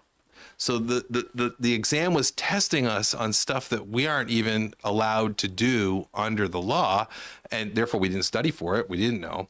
So that's troubling if the exam that you're using to license people isn't reflective of the law or the scope of what you're allowed to practice under. So it's troubling. So I called Director Jurius at OPLC, and she reminded me that the exam is actually given by a third party, the National Associations of Boards of Pharmacy. And I said, you're right. I do remember that. So I contacted the National Association of Boards of Pharmacy from my Senate office, and I just inquired. I would like to have a sampling of 10 to 15 questions of the exam that New Hampshire advanced pharmacy technicians are required to take, and I'm willing to sign any NDA. I'm totally keep this confidential. Whatever you need to do, as I understand the sensitivity of these questions. They refused to give me the questions. So we have no idea in the state of New Hampshire what our advanced pharmacy technicians are being tested on. That's got to go. If we can't know that, if we can't, as a legislative body, as you know, who is given the board the authority to administer these exams, we can't even get a sampling of the question. I mean, they could be testing them on, lunar eclipse dates for all we know. It's just not. It's just not ready, or it's just not appropriate. I know. I'm going to close real quick. I know I've taken a lot of your time. Bruce Berkey is going to come up and talk about a proposed amendment regarding some a cleanup word of certified pharmacy technicians on their vaccinations and what we do and what we can do with them. I support the amendment. I think it's a good amendment. Again, as many of these things, we deal with large pieces of legislation, and sometimes things get overlooked. And I think he caught something that I overlooked. But I'm happy to answer any questions if you have them. Thank you very much, and I appreciate the thoroughness of your review. Are there any questions from the committee? Representative Schmidt? Thank you, Madam Chair. So what was the pushback on a couple of these things I don't like to use the term no-brainers, but they're obviously a good progression in pharmacy practice, fully supportive, but some things, especially with these an agreement between a physician and a pharmacist and so forth, or some of these things about testing on the law. What kind of pushback did you get? I didn't get any pushback on any of that stuff. I think, and I didn't really get hard pushback on anything, I think, and I know the Medical Society is going to talk about the word prescribe. I think there was some uncertainty with that. I felt like I defined that. They may disagree on what that means and the guardrails that are involved in that. So there really wasn't a lot of pushback at all. I do actually, Representative, I'm glad you gave me the opportunity to talk again, because one thing I do need to point out. I'm sure I don't know whether I did that. I know. We've got. So when I introduced this bill early on, and with the idea of, you know how it goes. Can you put this bill in for me? And all of a sudden, I had 6 different pharmacy bills, and I said, I think we'll just put it all into one and do this. But as this bill started moving along, I got a call from the Rural Health Transformation Office, and they said, what is this bill going to do? And I told them what my vision was and where we were going on this and where we are versus all other states. And they said, this is fantastic. We love this.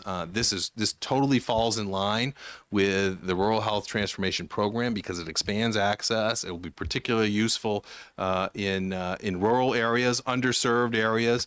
So they're here to talk about that as well. Fantastic. Thank you. I appreciate that. No other questions from the committee? Thank you.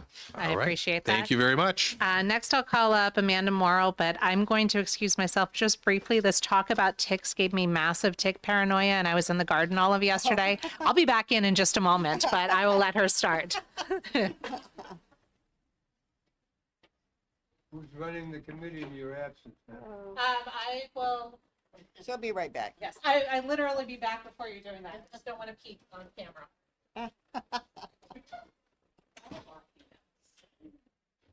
Good time.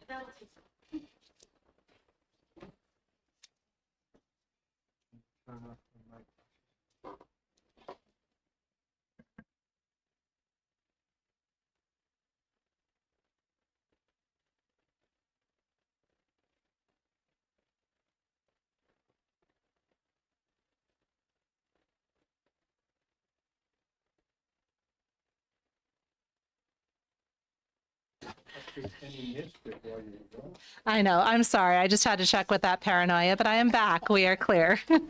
So once you're ready, if you can push the button, red means go in this committee, and then introduce yourself. Thank you. I had a lot of handouts, so it was good timing.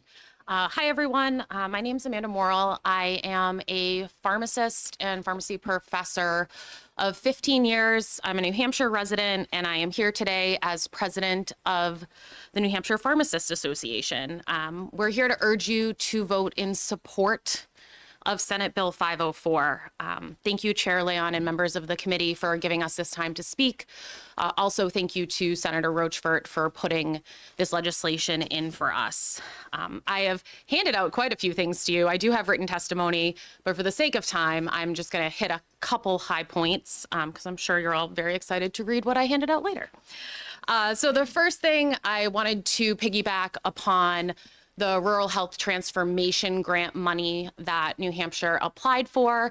Some of that money is contingent upon adding prescribe to the definition of pharmacy practice. You'll see on the Go North handout that you have, we circled the little piece on the bottom that highlighted expanding pharmacists' scope of practice to be reflective of their current education, training, and experience. So I did want to highlight that piece.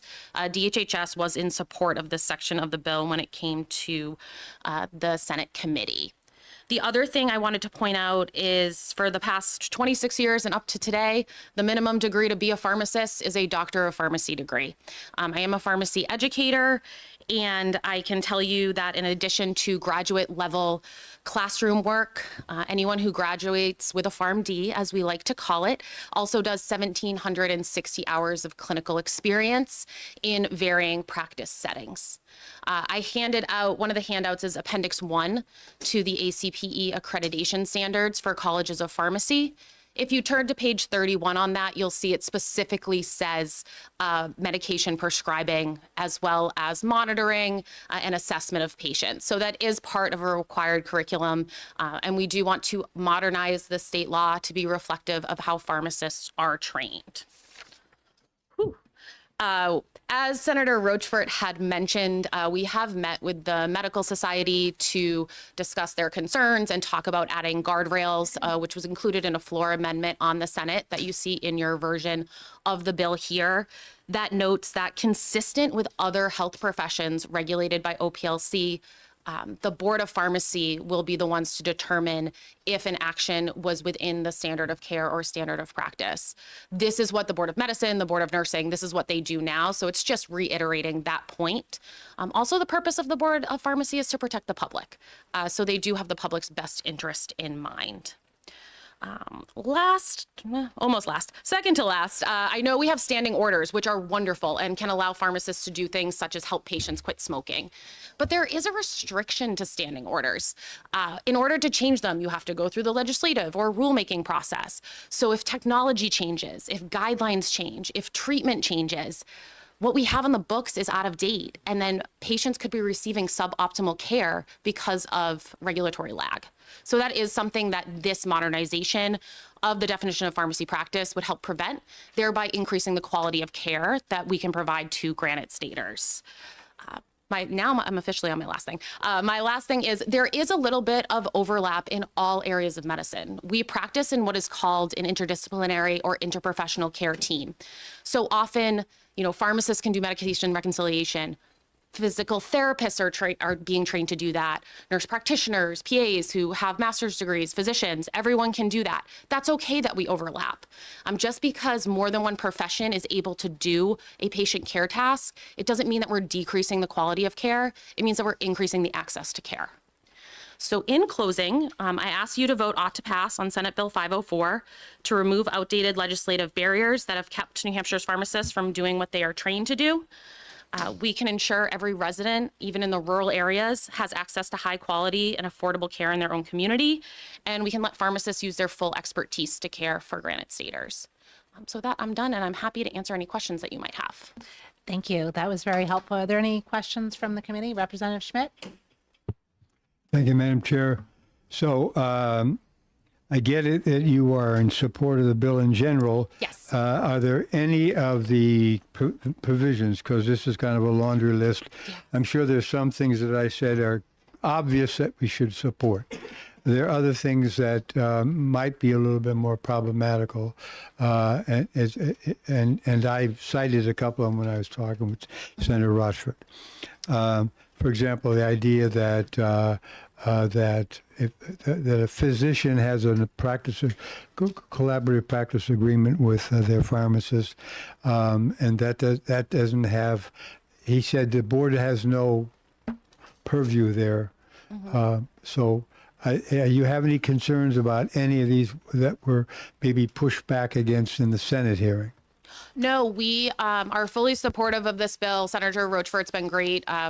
NHPA, the New Hampshire Pharmacists Association, along with the New Hampshire Society of Health System Pharmacists, have met with him and other stakeholders to make sure we're all on the same page about this. We are keeping, even by updating the definition of pharmacy practice, we are keeping the option to do collaborative practice agreements in there because we don't want to get rid of that option, but that's what it is, an option. And it is between the people involved in the agreement to figure out the parameters of it. So we do think that is a reasonable part. I think the law exam was the other one that you brought up. And again, other states don't have state-specific law exams because trainees, before they become pharmacists, are still getting that federal law, compounding law in the board exam. Currently in New Hampshire, reciprocal licenses, so if someone's licensed in another state and they want to become licensed in New Hampshire, they're not required to take the law exam either. So it's not completely out of the realm of what we're doing now. Thank you. Are there other questions from the committee? Seeing none, thank you. That was very informative. Thank you so much. Thank you. Next, I'll call, I think this is Kathy Stratton from the New Hampshire Medical Association, New Hampshire Medical Society.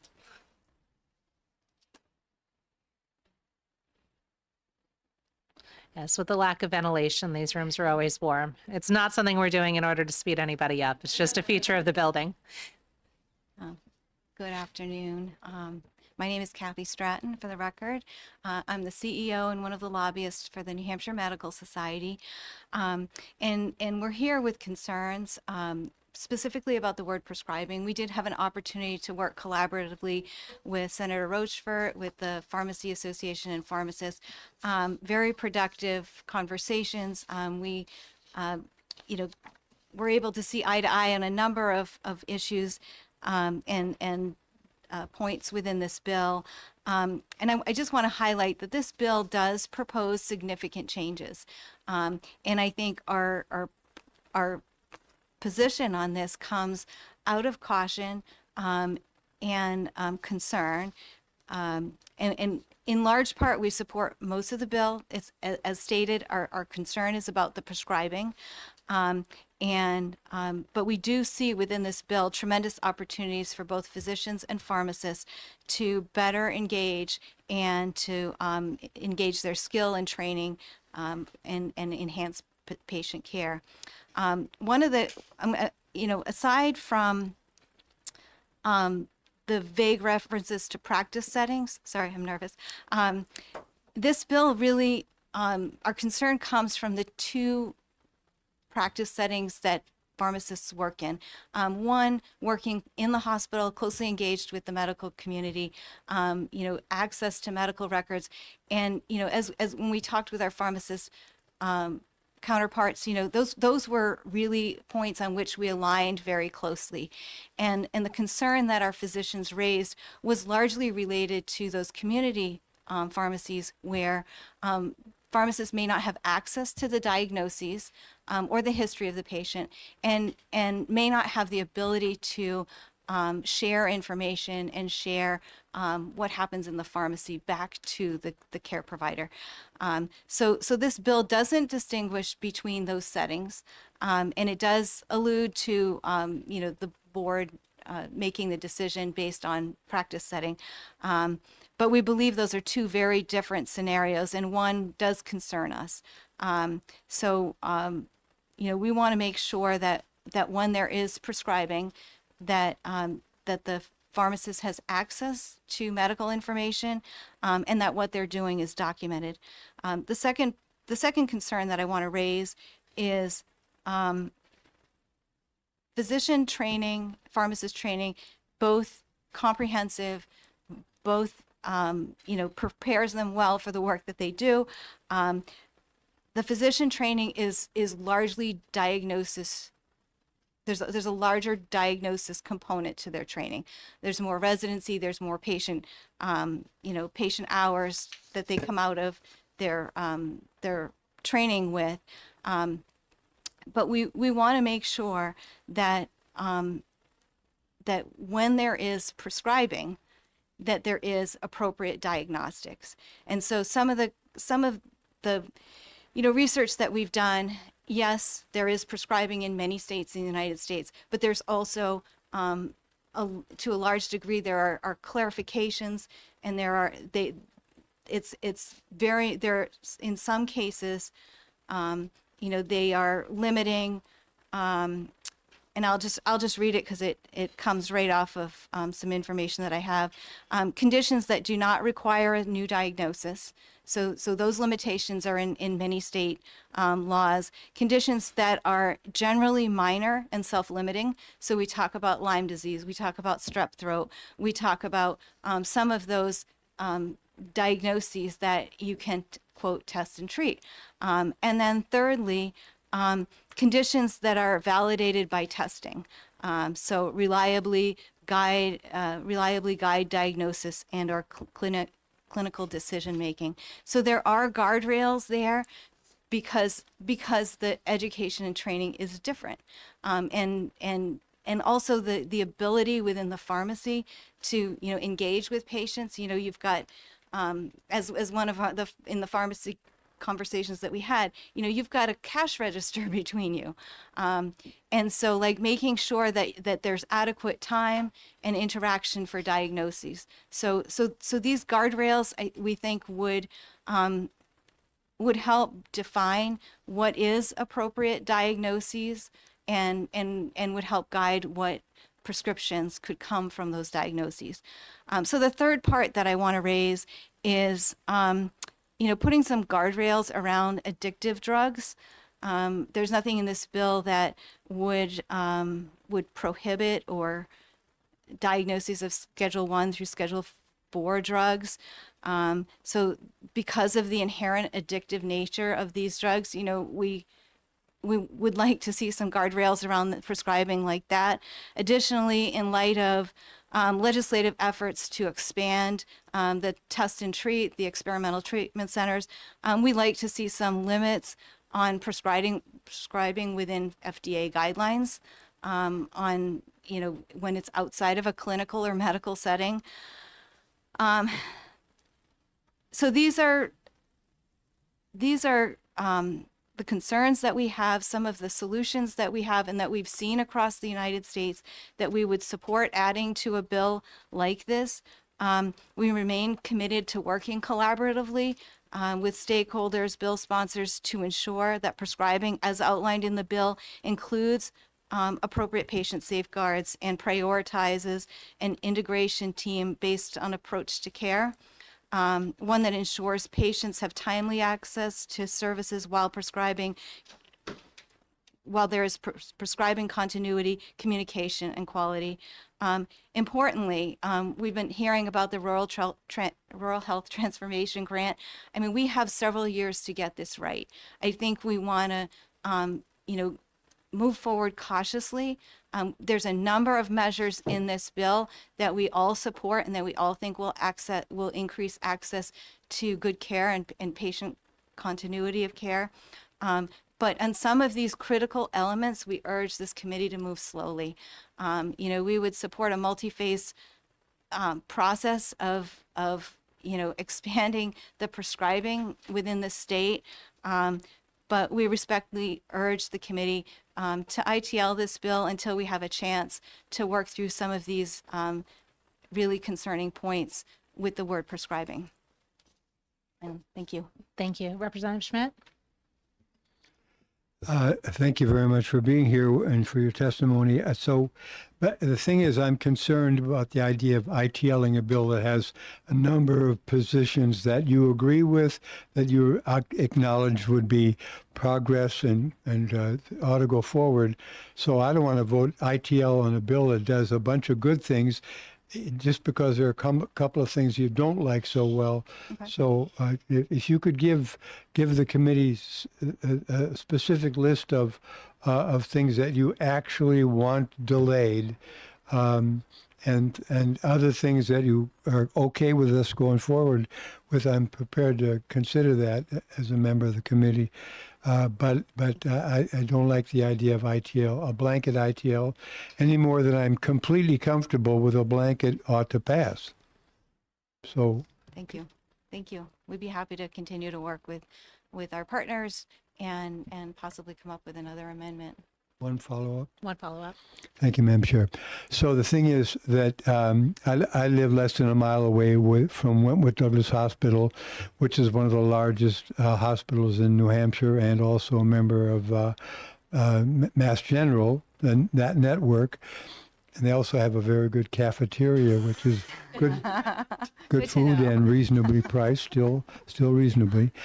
So I eat there a lot, and I recognize the fact that having a hospital pharmacy where you have all kinds of doctors in the building all the time, hospitalists and independent practitioners and so forth.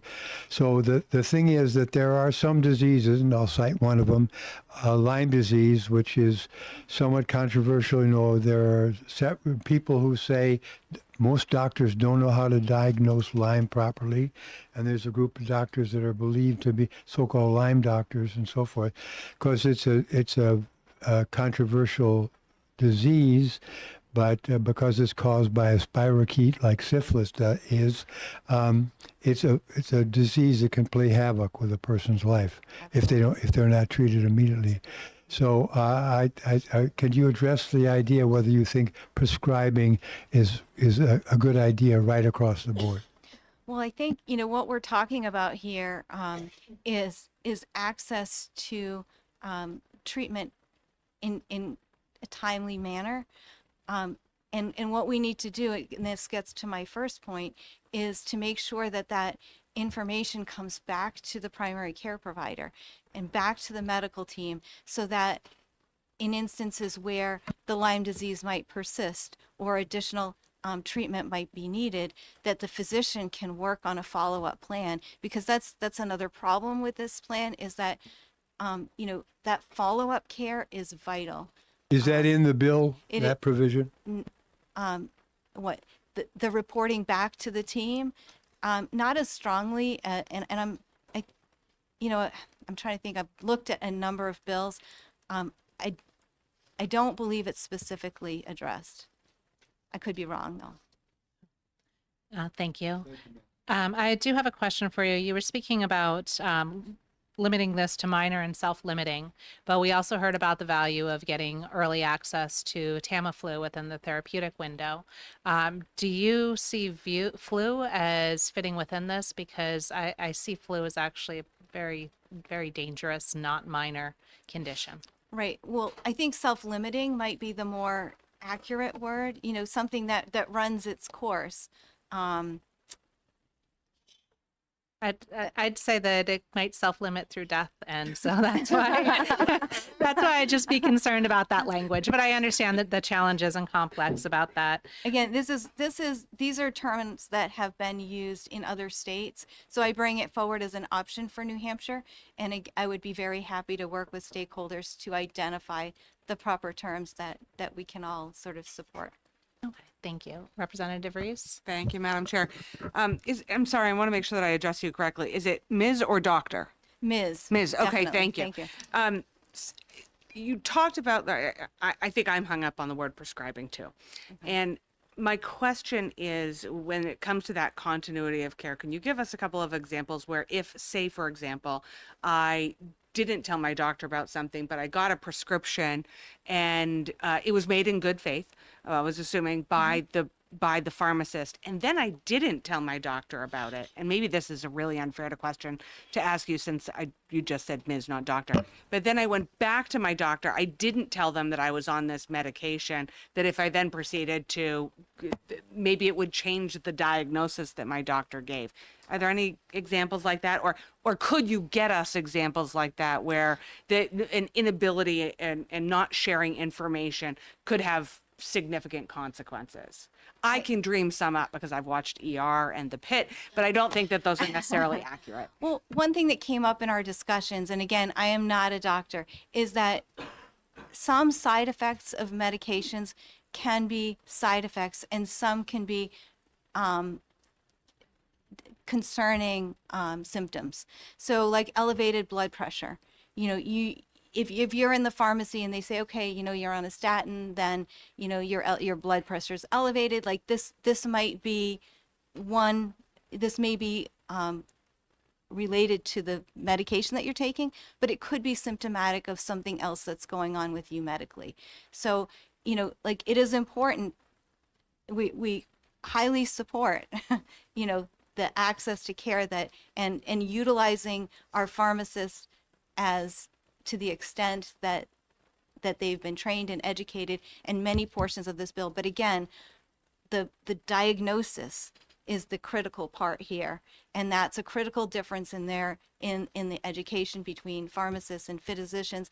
Not bad, just like we have certain strengths, certain training, certain practice settings, and I just think that we need to respect and not put pharmacists in a position where they're doing medical diagnosis when maybe their more training is better addressed at sort of a triage situation. Like, does this require this? Does this require that?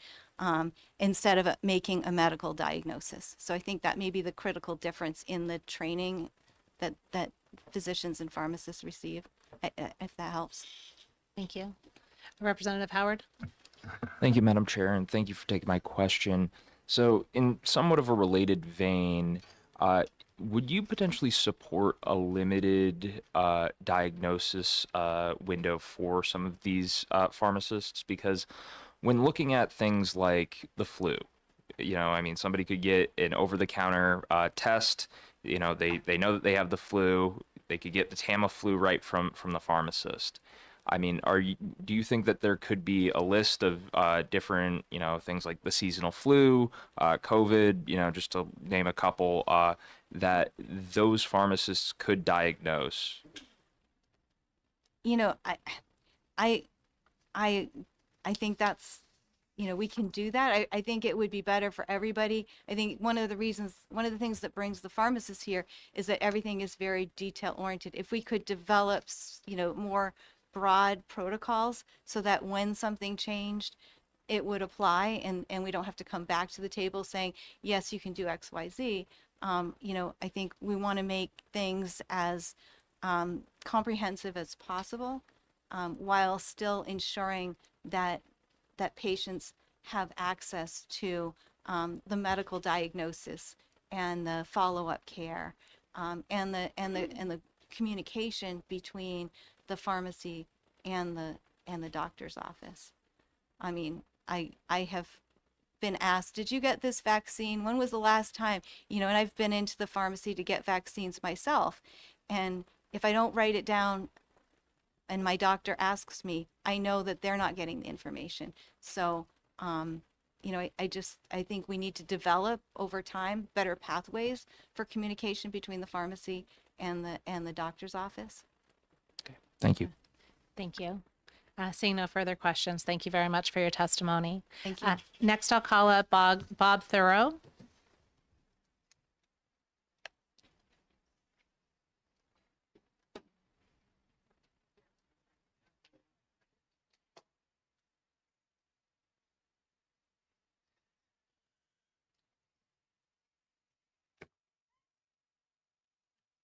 Thank you. And if you can introduce yourself and then get into your testimony, we'd appreciate it. Good afternoon. My name's Bob Terrio.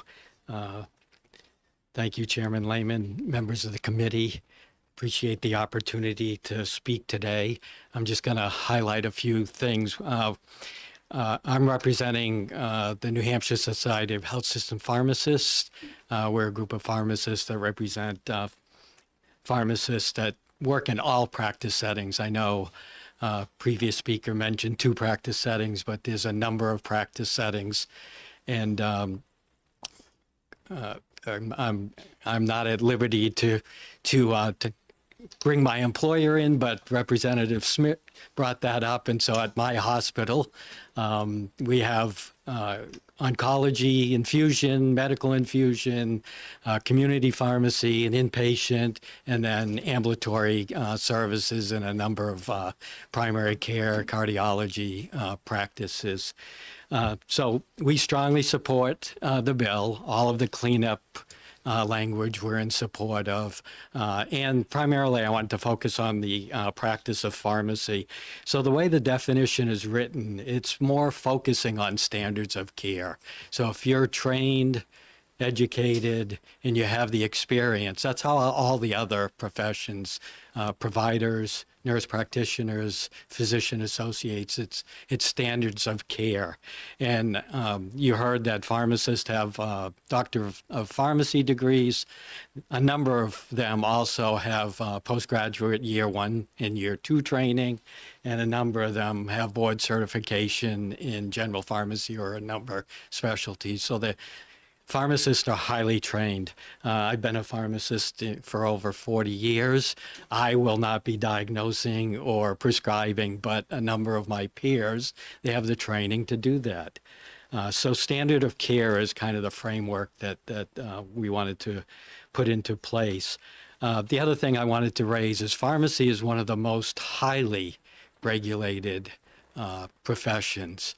And when you look at some of our rules, and so why we wanted to be more broad, I know the Medical Society talked about protocols and things like that.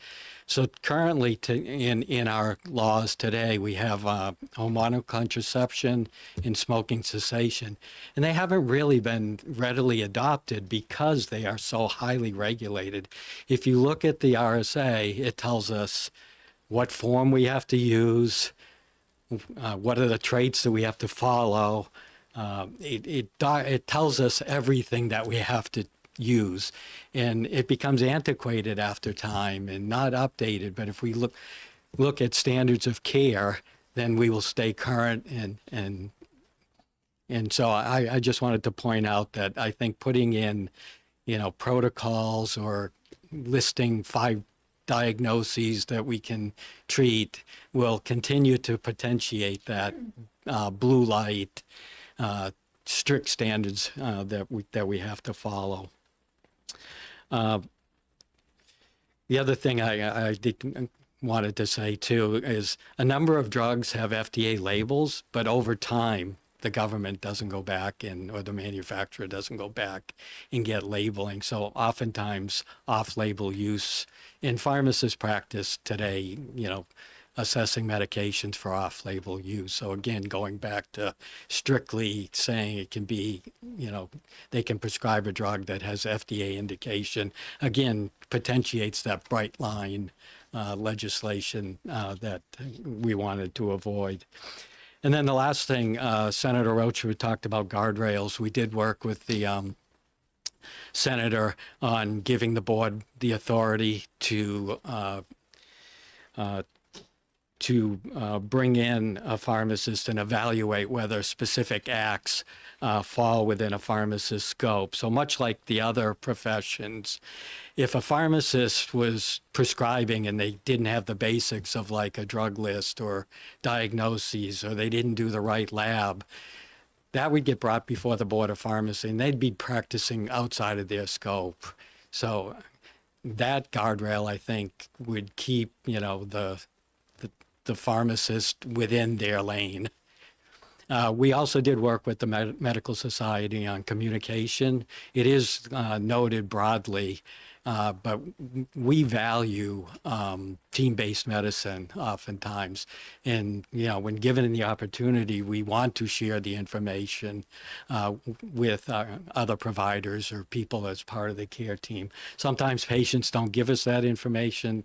Sometimes that information isn't available. And sometimes they don't want it shared. So much like other healthcare providers, I know specialists oftentimes don't communicate directly with the primary care, or their medical records don't talk to one another, and we have to rely on patients to do some of that communication. So I think I touched all of the points. You're going to hear from a pharmacist that works in my organization. She's going to talk about her experience and how she treats patients and things like that, and kind of bring it home to what we envision a pharmacist practice model to look like.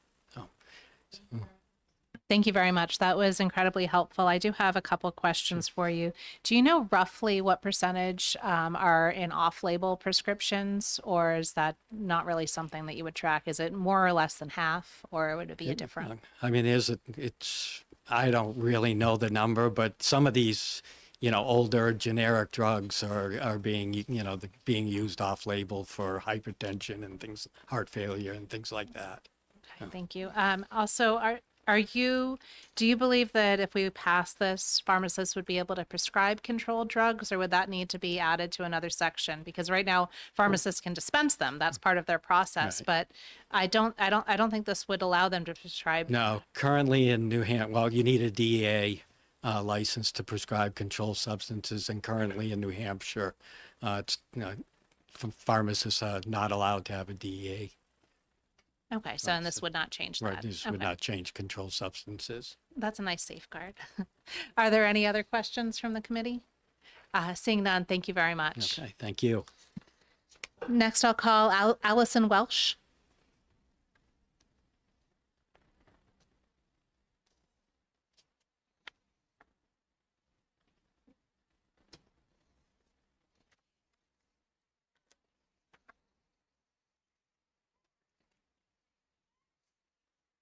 You push the button, red means go in this room. Okay, perfect. Thank you.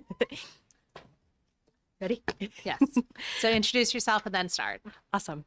So my name is Allison Welsh. I am a resident of Pembroke, New Hampshire. I am a pharmacist currently completing a pharmacy residency in administration and leadership with a Master of Public Health. Chair Leon, thank you and members of the committee, thank you for the opportunity to speak on this today and speak in support of Senate Bill 504. Having recently graduated from pharmacy school in 2024, I've experienced firsthand how much the role of pharmacists has been expanded through additional education and training. Pharmacists are not only responsible for their widely recognized task of dispensing medications, but also for being actively involved in things such as managing chronic diseases, educating patients, administering vaccines, and working closely with our healthcare providers to optimize patient care. I think one of the biggest challenges that we've talked about today is how the practice of pharmacy, as it's defined in statute, doesn't always align with the education and training that pharmacists receive and what they may be actually able to do within clinical practice. Updating this definition of pharmacy practice may seem like a small or technical change, but I believe that it has very practical implications. It helps to create a framework where pharmacists can more fully contribute to patient care as part of the overall healthcare team. Particularly from a public health perspective, I think that this is important to improving access to care. Many communities, such as those in rural or underserved populations, pharmacists may be the most accessible healthcare professional to these individuals. Patients may see these pharmacists more than they see their other providers, and changing the definition of pharmacy practice will allow for patients to have better access to care through pharmacist delivery of clinical services. I think that aligning this policy with real-world practices would help to close some gaps in care, improve medication management, and support better outcomes overall for patients. And I respectfully urge you to support 504 ought to pass. And thank you for your time, and I would be happy to answer any questions. Thank you very much. Are there questions from the committee? Seeing none, thank you. And sorry, Representative Schmidt, my apologies. Thank you. So you heard the entire colloquy we've had with the previous witnesses. So Ms. Stratton has talked about some reservations about some aspects of the bill. You're fully on board with every aspect of this bill? Yep, I support it as written. Okay. Well, it's as amended. As amended, yes. Okay, thank you. Thank you very much. Next, I'll call Maureen Brady.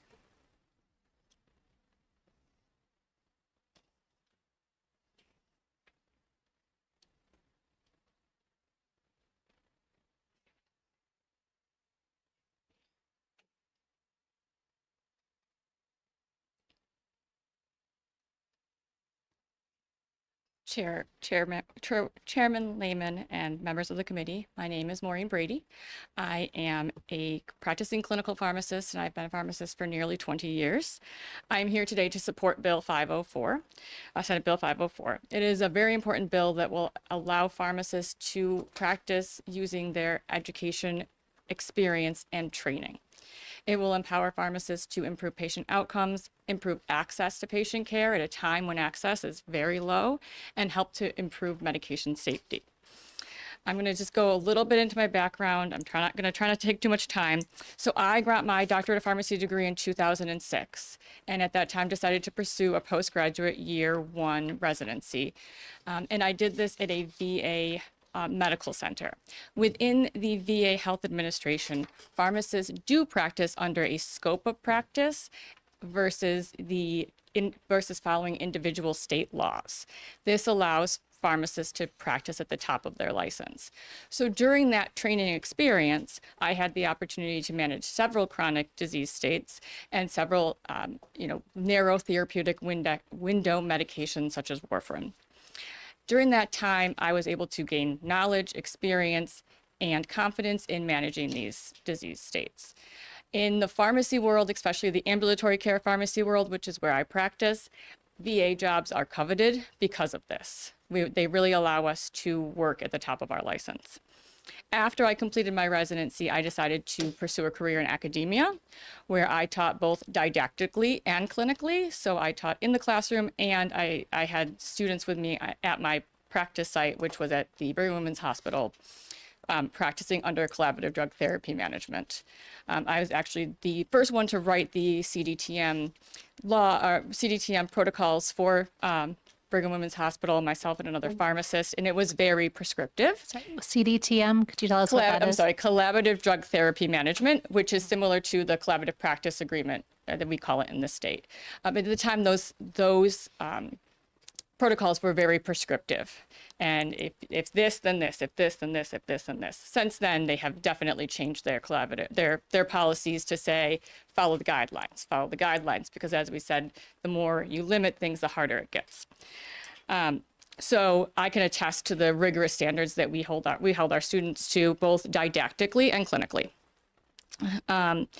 So fast forwarding to today, I am an ambulatory care pharmacist that works at Wentworth Douglas Hospital. I work in an internal medicine practice that houses 16 providers. When I started, I was an N of 1, and I worked with many providers that had not really had experience with pharmacists in any of their training. But since then, our ambulatory care pharmacy team has grown exponentially. I've been there about 8 years. We now have 4 primary care pharmacists, 2 cardiology pharmacists, an anti-coag pharmacist, a surgical services pharmacist, as well as a postgraduate year 2 ambulatory care resident. And I think that just attests to the work that we do under our collaborative practice agreements with these providers, because they are all begging for more. So what we do basically is we practice under a collaborative practice agreement to manage certain chronic disease states. And the patients get referred to us, get put on our schedule just like they would with any other provider, and we can see them, and we do guideline directed medication therapy. We can start and stop meds, order and interpret labs, and order and administer medications. One of our pharmacists in cardiology actually administers inclisiran, which is a newer medication for cholesterol that's very costly, but highly effective and definitely needed. And another, one thing I want to point out is how we help with access to care. So I can have a provider that says, okay, this patient has hypertension, start them on their lisinopril and send them on their merry way to me. I can see them within 2 to 4 weeks, adjust their medication, follow up with them within another 2 to 4 weeks, and we can pretty much get their blood pressure controlled, hopefully in about 6 to 12 weeks. Whereas if they were just seeing their provider, that would take 9 to 18 months. And most of the European guidelines do suggest that once an antihypertensive medication is started, blood pressure should be controlled within 90 days. That's best practices. Another way that we have improved access to care is in a time when our endocrinologists were very overwhelmed with not enough providers and too many patients. They actually implemented in their referral that the patients needed to see a pharmacist before they would accept, certain patients needed to see a pharmacist before they would accept the referral for diabetes management. This not only helped them to focus on their more complex patients, but also helped to get access to care for those other patients with diabetes that would have been waiting months and months for care. So in summary, I am in full support of this bill, and I think it will help with not only patient access, but improve clinical outcomes, as well as improve medication safety, and help with patients accessing medications due to cost. Thank you very much. Are there questions from the committee? I guess my one question to you, just to sort of clarify some of what you were saying, you have some of these chronic disease states, and while there's a larger relationship with the provider, you are working not day to day, but week to week to make sure that the drugs that they're on and the dosage that they're on is most supportive to dealing with their disease state. And as a pharmacist, you're the one who's trained in how those drugs interact, correct? Yes. Right. And does that end up reducing the disease burden for these patients so that they're better managed by having that more direct and more frequent contact? I would say yes, but we have some data. The data is very, very hard to pull, but we have some data that has shown that the patients that I have seen have had experienced a greater than 2% lowering of their A1C within a 6-month period. And it's not that it's just part of it is access. And then we really work as a team in my practices. Some of the things that people talked about with, without the collaborative practice agreement, there are things I could do, like just change someone's inhaler. Their insurance doesn't cover Advair, but they're going to cover Symbicort. And now that's not what the patient was referred to me for. So now I have to go to the provider and say, hey, can I change this? And they have to say yes. And then I have to go back to the patient. And that can just take a lot more time. And to be honest, some of my providers get very annoyed with me that I won't just do it. Thank you. And then just as one other question, I know that especially with this that you brought up where you're talking with the providers and whenever there's an issue about a drug might interact with something else, there's already a lot of communication between the providers and those who are writing the prescriptions today, correct? And if so, do you see any place where those communication would be weakened by doing this? Well, I mean, we are embedded in the practices, so it's very easy. I think that anytime you're outside of a system, whether it be a pharmacist making a change or a patient going to see convenient MD or a patient going to a medical spa and getting, a compounded semaglutide, we don't find those things out. Those offices don't send that to the provider. A lot of times our surgical services pharmacists will find that out right before the person's supposed to go have their colonoscopy, and now the colonoscopy has to be canceled because nobody from any of these places communicated that. So I think that the communication amongst healthcare professionals would not just be limited to pharmacists if we were given, if this bill passes. It's a problem to begin with. Thank you. Any questions? Seeing none, thank you very much. Dr. Schmidt, I'm obsessed. I'm upset. You asked everybody else. Next, I'll call up Bruce Berkey. Or Burke. Sorry, long day. Lots of people are mispronouncing my name, so I get free reign to do the same to others. And that's why it's nice when people mispronounce mine.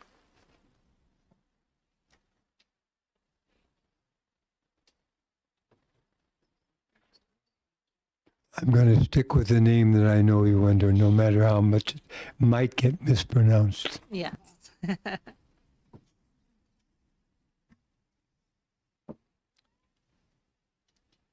Thank you, Madam Chair, members of the committee. For the record, my name is Bruce Berkey, and I represent the New Hampshire Association of Chain Drugstores here in New Hampshire. And we are in support of Senate Bill 504. And I won't be going into detail on what you have before you in the amended version. But as Senator Rochford mentioned in his testimony, I would like to offer an amendment to the committee and for the consideration to add to 504. My client thinks it's pretty straightforward. It's pretty, I hate to say simple because it's the legislative process. Nothing is ever purely simple. But as you can see from the handout there, it's the section on pharmacist administration of vaccines. It's operational in nature. It's not substantive in terms of new vaccines or anything of that ilk. But in paragraph 1, that is for COVID-19 and for flu. And under that section, a pharmacist, pharmacy intern, a licensed advanced pharmacy technician, or a certified pharmacy technician may administer that particular vaccine. Paragraph 2 covers all other vaccines that can be administered in New Hampshire. And so, as Senator Rochford mentioned in earlier legislating, certified pharmacy technician was not included in the list there. And so all this amendment is proposing to do is to add certified pharmacy technicians to the statute so that they can take some of the workload away from others who are going to be having more direct contact with the customers who come into stores. The certified pharmacy technicians and the LAPTs receive the same training in terms of the administration of vaccines. So we're hopeful that the committee will find that this is an appropriate place to amend the bill. With that, I'll be happy to try and address any questions and hope you find the bill ought to pass with amendment. Thank you very much. Are there any questions from the committee? Representative Schmidt? Just to get in Dr. Brady's face again. So anyway, the thing is that, of course, pharmacists can already administer a number of, I've had my COVID shots repeatedly just from pharmacists, but pharmacy techs have a higher level of training, and they're not they are just administering under your proposed amendment, right? That is correct, Representative. They're just administering. They're not diagnosing. They're not doing anything except putting that needle in the arm or wherever. That is correct. And with the recent closure of up to about 60 community pharmacies due to a bankruptcy of one company. Rite Aid, probably, maybe you can't say it, but they were my pharmacy. Well, and so there's there are fewer options now. And by having certified pharmacy technicians being available to assist with that workload, that will help up and down the chain of the workload within Follow the up. pharmacy. So who's driving this amendment? Well, my client asked for it, which is the New Hampshire Association of Chain Drug Stores. Okay, thank you. Thank you. Seeing no other questions, thank you very much. Thank you. Next, I'll call up David Chorney.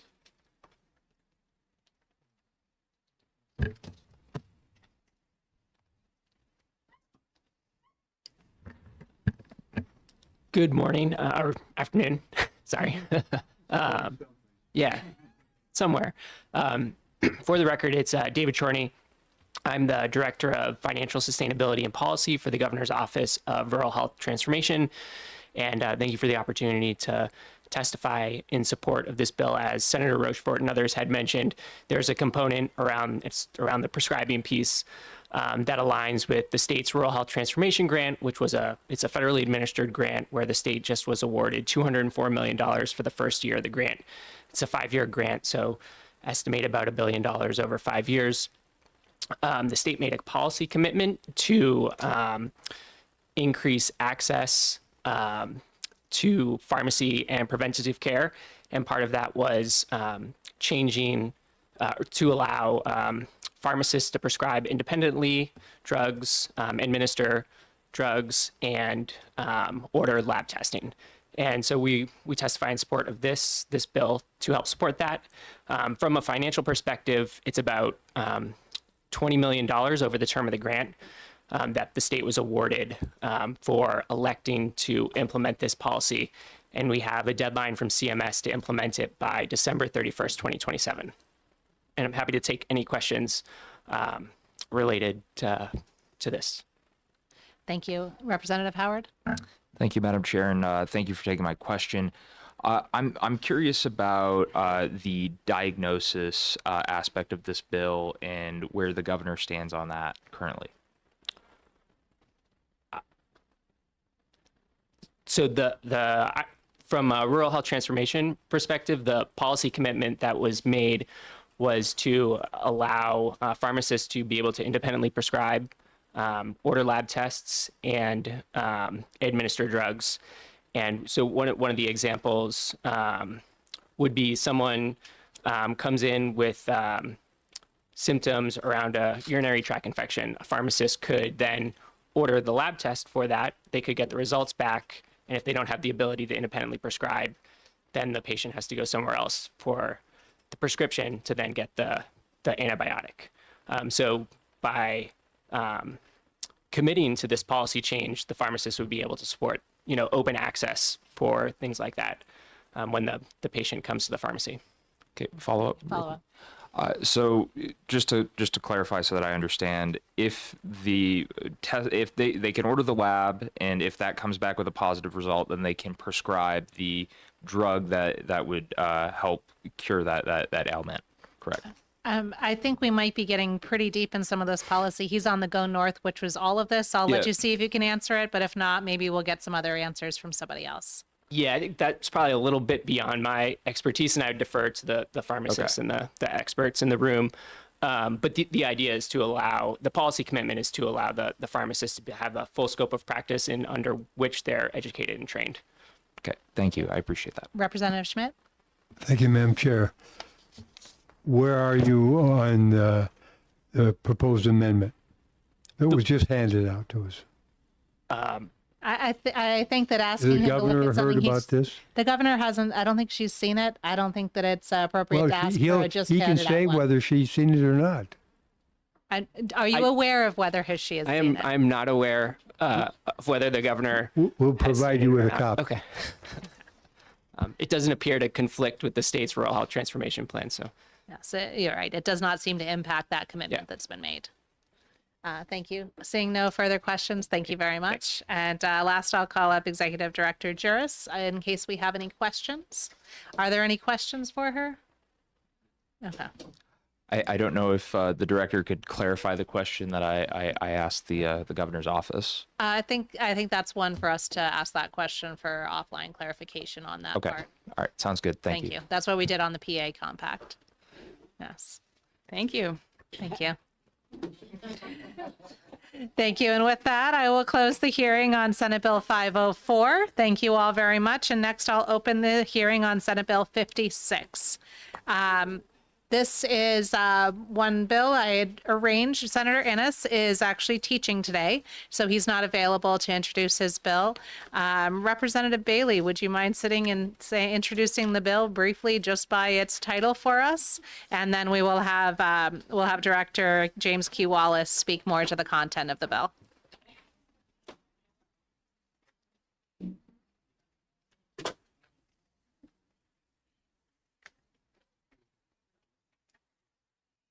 And if you want to hand me the blank ones, I'll fill out his pink card, a blank one. Absolutely.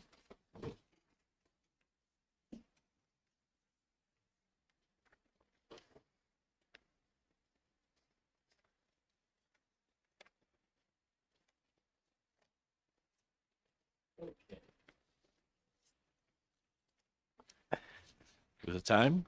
Yes, I've opened the hearing, so thank you. Okay, this would be, I'd like to introduce SB 56, relative to consolidating the New Hampshire Health and Education Facilities Authority within the Business Finance Authority.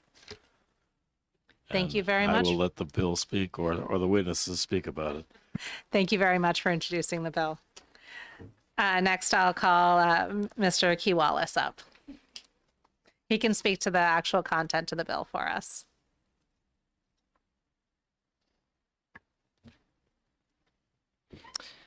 Thank you, Madam Chair. For the record, I'm James Key Wallace. I'm the Executive Director of the Business Finance Authority. I guess I'll start by saying I'm profoundly disappointed all the ladies and gentlemen behind me didn't stay for the most exciting part of the day. Our bill.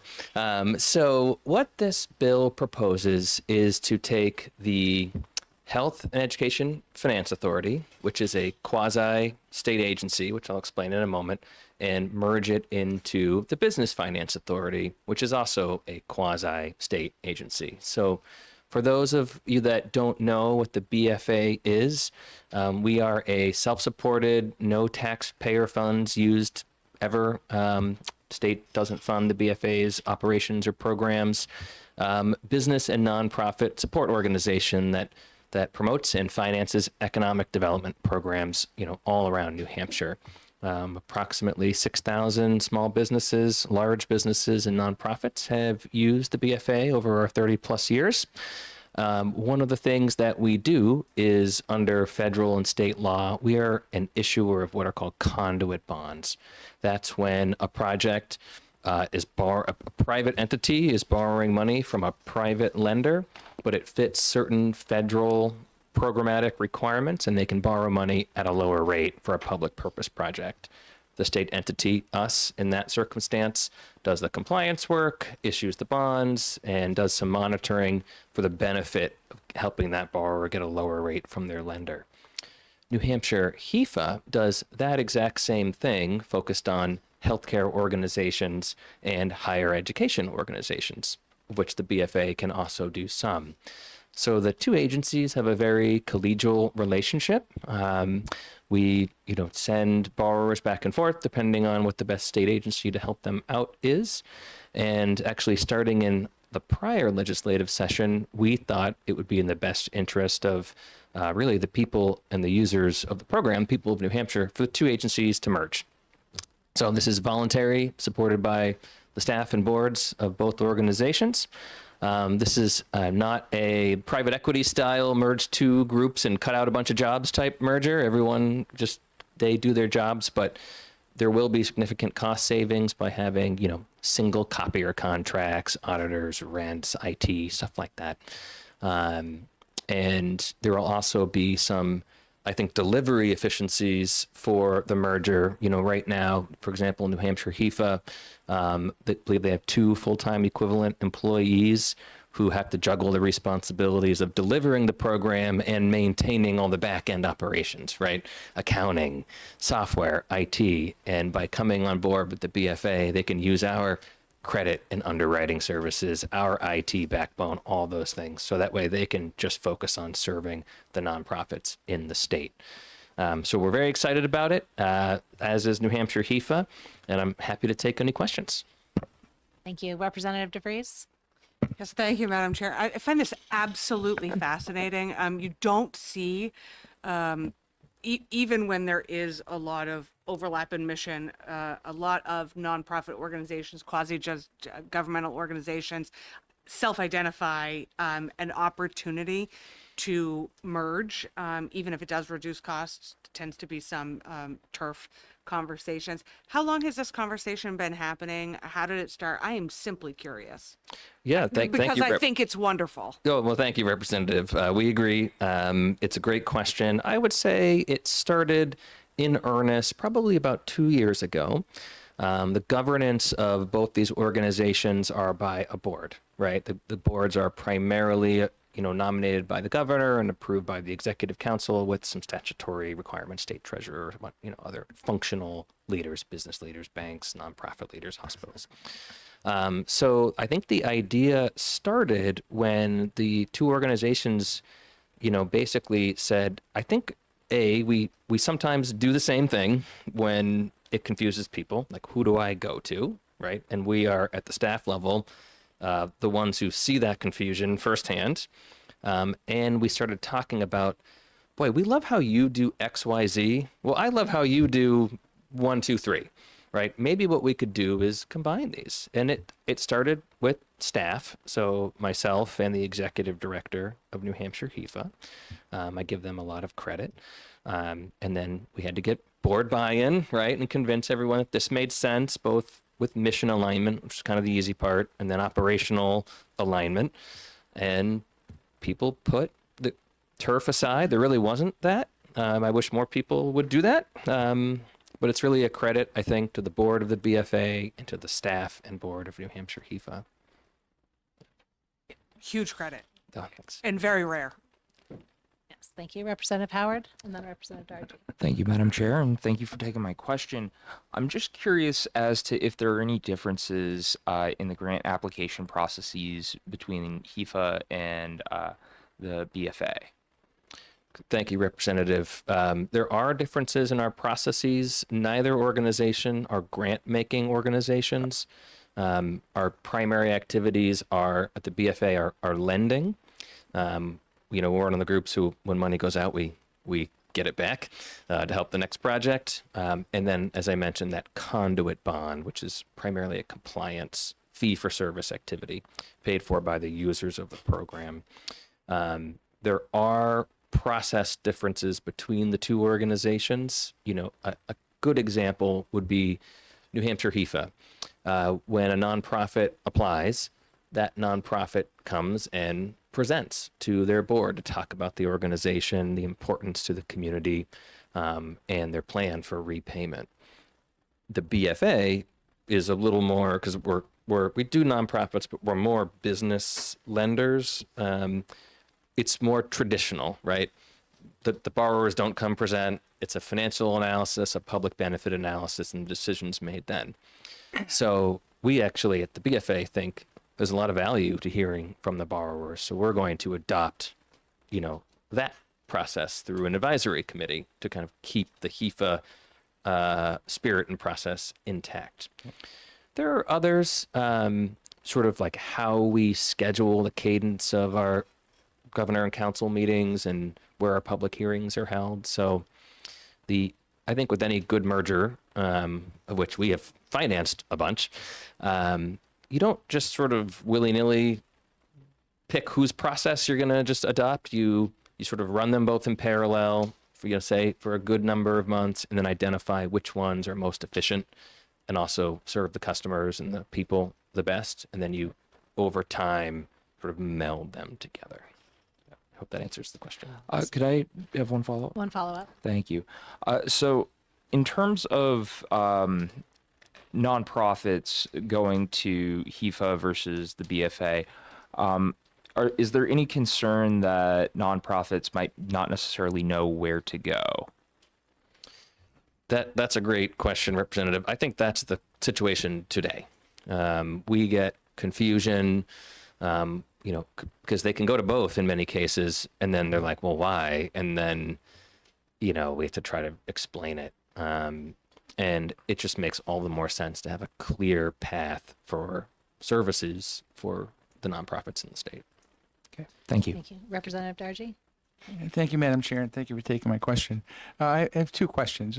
First is, where do you get your money? Like you've got money to lend. Did you get a big pot of money to begin with, and you're just working off the same thing and just kind of rotating in and out, or do you have influx of money all the time?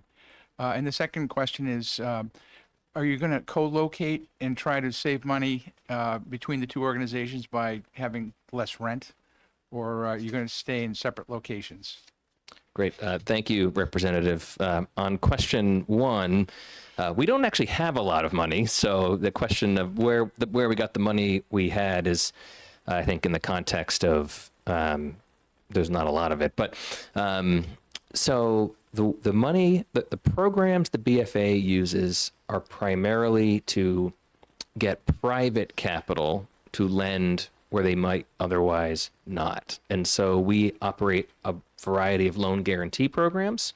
So we're backstopping the loans and have to only reserve fractional portions of the loans that are guaranteed as opposed to providing the entirety of the loan itself. So I think that might help explain some of it.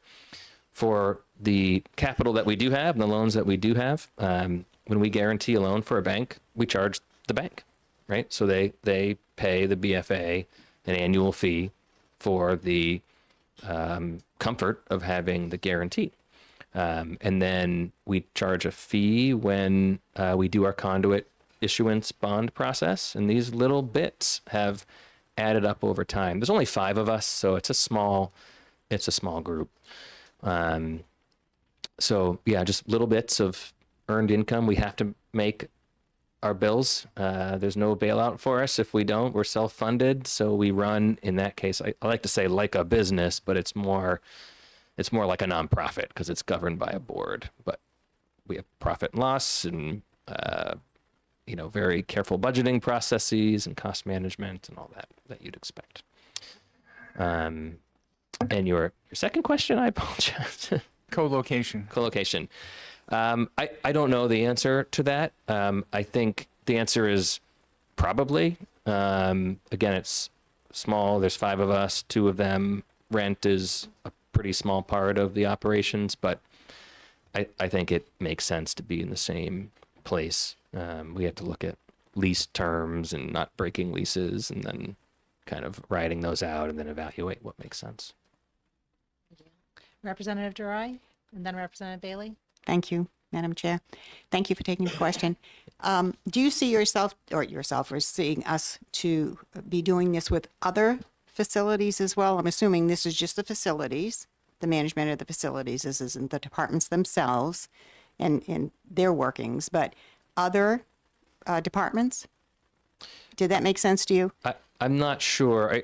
I'll answer it and you tell me if it did. So thank you, Representative. So this is merging the 2 agencies, New Hampshire BFA and New Hampshire HIFA. So the conduit bonds that New Hampshire HIFA has already issued would now just be part of they'd stay in place just under the umbrella of the combined organization. And then ditto, all the work New Hampshire BFA is part of the combined organization. I don't foresee any other state agency mergers.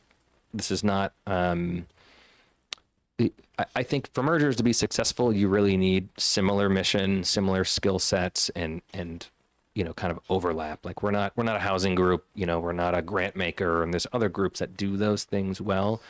but New Hampshire BFA and New Hampshire HEFA are so similar in what we're accomplishing in a lot of the product set that it's a natural sort of merger candidate, if you want to call it that. Okay, Did thank that you. answer? Thank you. Thank you. Representative Bailey?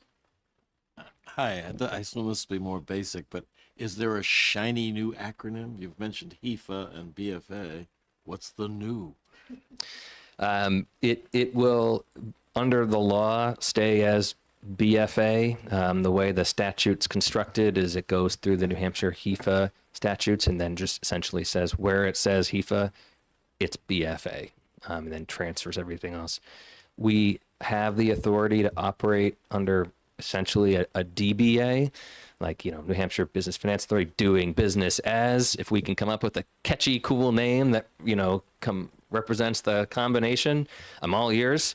We don't have one yet. I might have to ask ChatGPT or something. Thank you. Thank you. Representative Schmidt? Thank you, Madam Chair, and I apologize for being late for your presentation. But one of the questions I have, because you said something initially when I came in anyway, and then later it seemed to be slightly a different situation. But I mean, initially I understood you to be saying that you would not be further exposed as a conglomerate than you were in the previous manifestation, and then later it seemed like maybe you are all one unit. And is there some additional financial exposure in terms of risk or whatever? Because you said you had to, you have to have an accounting of what you're yielding and what your cost is and so forth. So can you speak to that? Yes, Representative. So New Hampshire HEFA, their outstanding bonds, which are not liabilities of New Hampshire HEFA nor the state, they're conduit bonds. So they're only responsible for repayment by the borrowers. So those existing agreements will become part of the combined organization, but that does not, there's no exposure with those. That's just I hope that answers your question. That answers my question. Thank you. And just looking at this package, your job basically is to de-risk things. You make it so that these loans are less risky and they're done on the municipal structure instead of the standard commercial structure. So you're able to get lower rates for people who work with you at a lower risk and therefore a lower interest rate. Is that correct? Yes, that's correct. Thank you, Madam Chair. All with the purpose of promoting economic development, tax base, and jobs in New Hampshire. Fantastic. Thank you. Representative Howard? Thank you, Madam Chair, and thank you for taking my question. I did want to kind of follow up on Representative Bailey's question in regard to, the fancy title, and we can figure something out for a better DBA. But I'm curious if you'd be supportive of changing the title to the Business and Nonprofit Finance Authority. Yes, I'm open to all suggestions, Representative. I think that's great. I think one of the things we make sure we do is the acronym doesn't confuse it with another acronym in the state, because there's the NHHEAF, the NHCDFA, the NHHFA, the CDFA. So we like the name. We have to look at the acronym and make sure we're not kind of putting people in the soup, right? Yeah. Thank you. Appreciate that, sir. Thank you. Are there any further questions? Seeing none. Thank you very much. Thank you. Thank you. And with that, we have concluded our business for the day. Thank you all. Keep an eye out for the calendar notices, and we will see you soon.